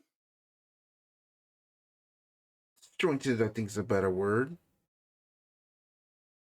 And like even on like the simulator front, you're right though. But Like it's like I think about it and I'm just like unfortunately, when Digimon dropped, one of the first things they did was create a digital online simulator. The community started working on digital online yeah, simulator. So many there were like like 5 of them. also like data too is like our data was not the same tracked as like one piece when it got out or Digimon when it came out. Like we had less data about anything. Our data was mostly off of whatever Pojo got reported, and that was it. We didn't I have do wonder if a part of the genuine problem that tracker. like I wonder if like Vanguard, the Car Fight Online being canceled, just took all the wind out of people's sails. Because things completely froze on like the Vanguard front, like sim wise. Because I'm just imagining like everyone's probably like, dude, why I can get online? Fine, it's gonna be the future. It's gonna be the future. It's gonna save the game. Oh, and it's canceled. You don't want to work on a sim? Nah, bro, it's over. And so we got stuck with area. which Like Vanguard just, I think it's morale, right? Like morale for Vanguard is probably just in the crater. mm, Like Yamcha is posing on top of the corpse of Vanguard players.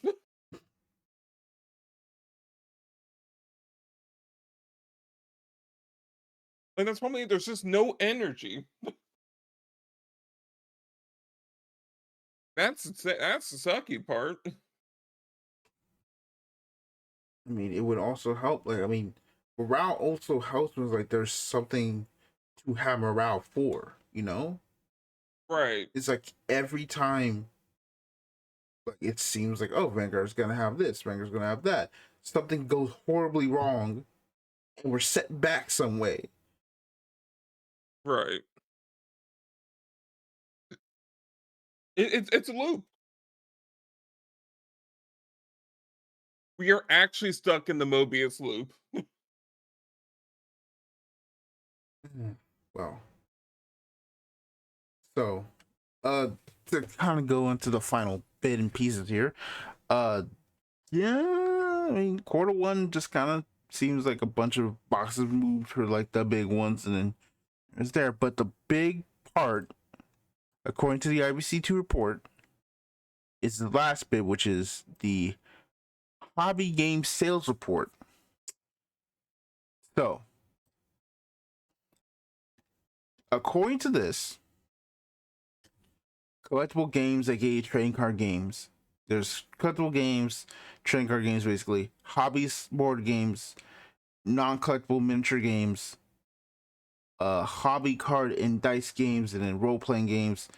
Uh, Everything kind of went up,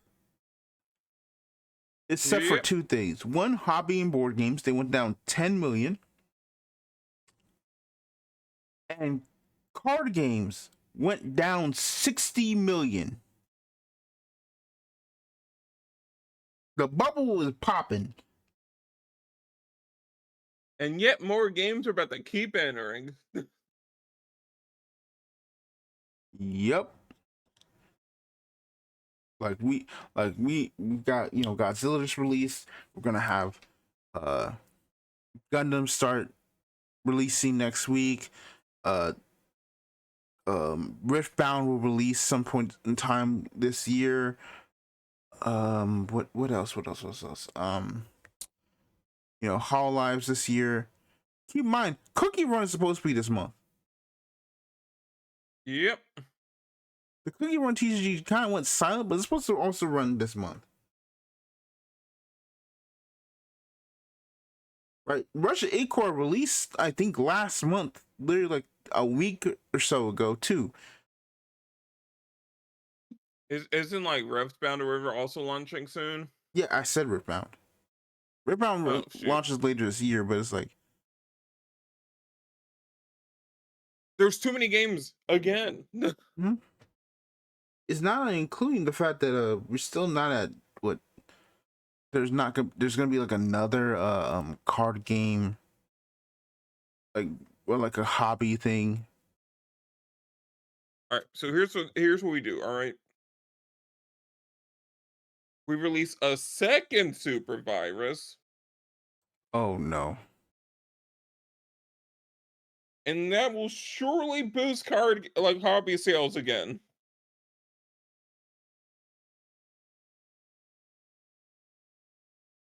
Mostly in tabletop games, and card games will fall off, and we'll lose another like 10 card games again. But the industry will come back stronger, and we just keep doing this every 5 years to save card games. We're not dismantling the world.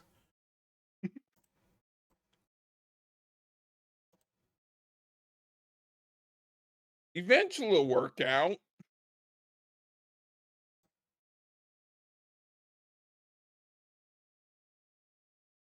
After like COVID-5, I'm sure card games will finally be fully stabilized and great.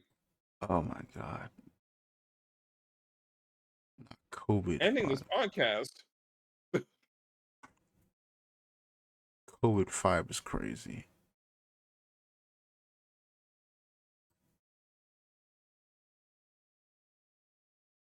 Okay.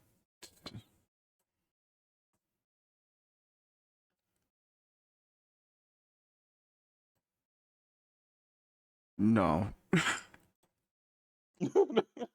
Just no. Okay.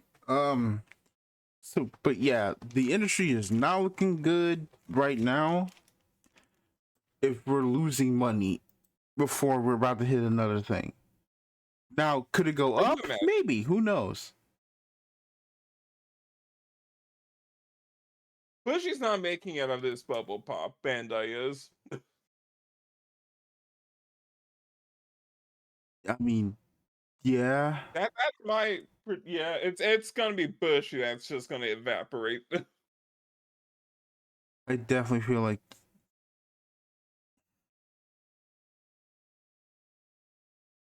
At least U.S. side. mhm.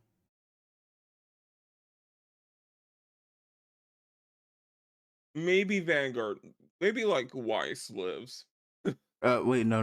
Hold on. Whoa. We're not going that crazy. Hold on. Like we're not saying, but it's like if nothing changes, yes, something's wrong. Which is why a lot of things need to change. What's the gap between Vanguard set releases now? Like 2 months, give or take, Hmm. with the occasional like 3 month reset somewhere in Yeah. like. Like it sounds crazy, but like yeah, no. I don't see like Busher lasting that long in the Western market. If they don't get their act together, yeah. We've been saying that for the past 3 years.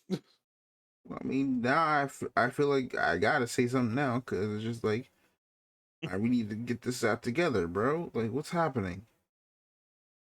Because at least Bandai can actually put their games in big box stores. Hmm. It's more like, I mean, it's more like they want to put their games in big box stores.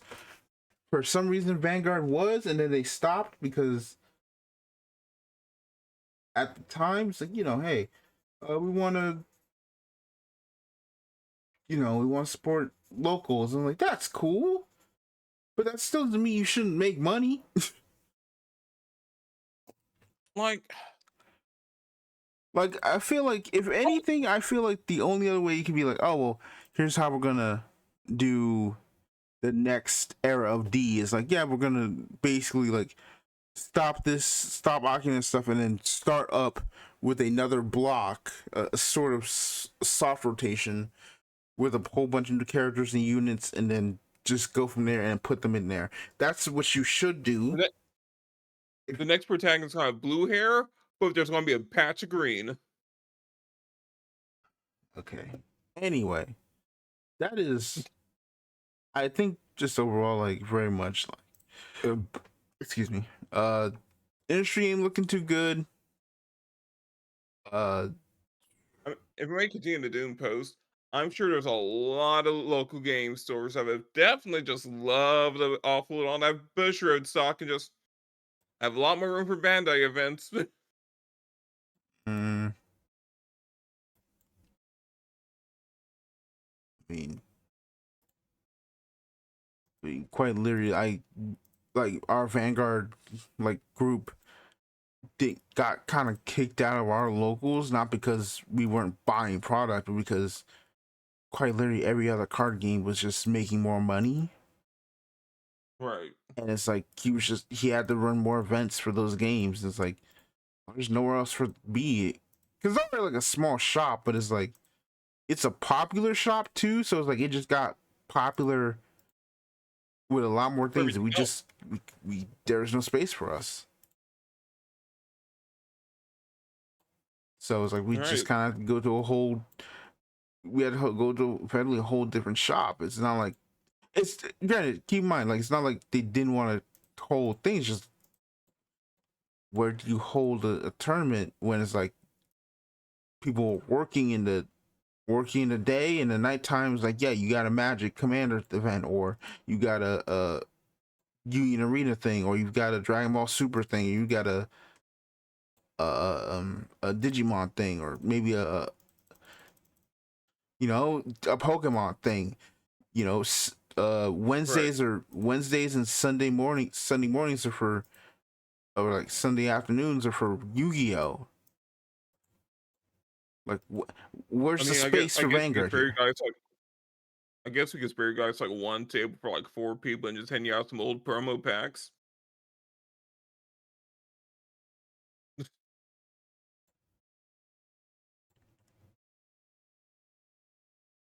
It's like, Yeah, what do you do? It's like that's, it's like, I'm not gonna blame the shop for not being able to consolidate us. It's more of, it's more on Busher for not making carrying their games an attractive offer. it's like they still carry the games. It's not like, oh, they stopped. It's just they have so little. Yeah,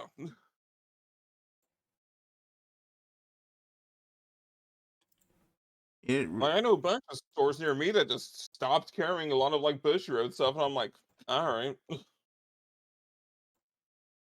cool. Yeah, that's, I'm like, I gotta do something here now, because I'm like, I can't, like, if I gotta pull a gig. I gotta make my own anime, bruh.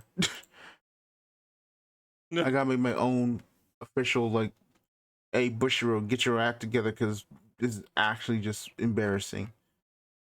Please. Right. But yeah, that is There's that is gotta be something. yeah. But that is it for this episode. Uh, Kind of a downer note to end on, but that's kind of the reality of it is right now. Right. I wish we could say something.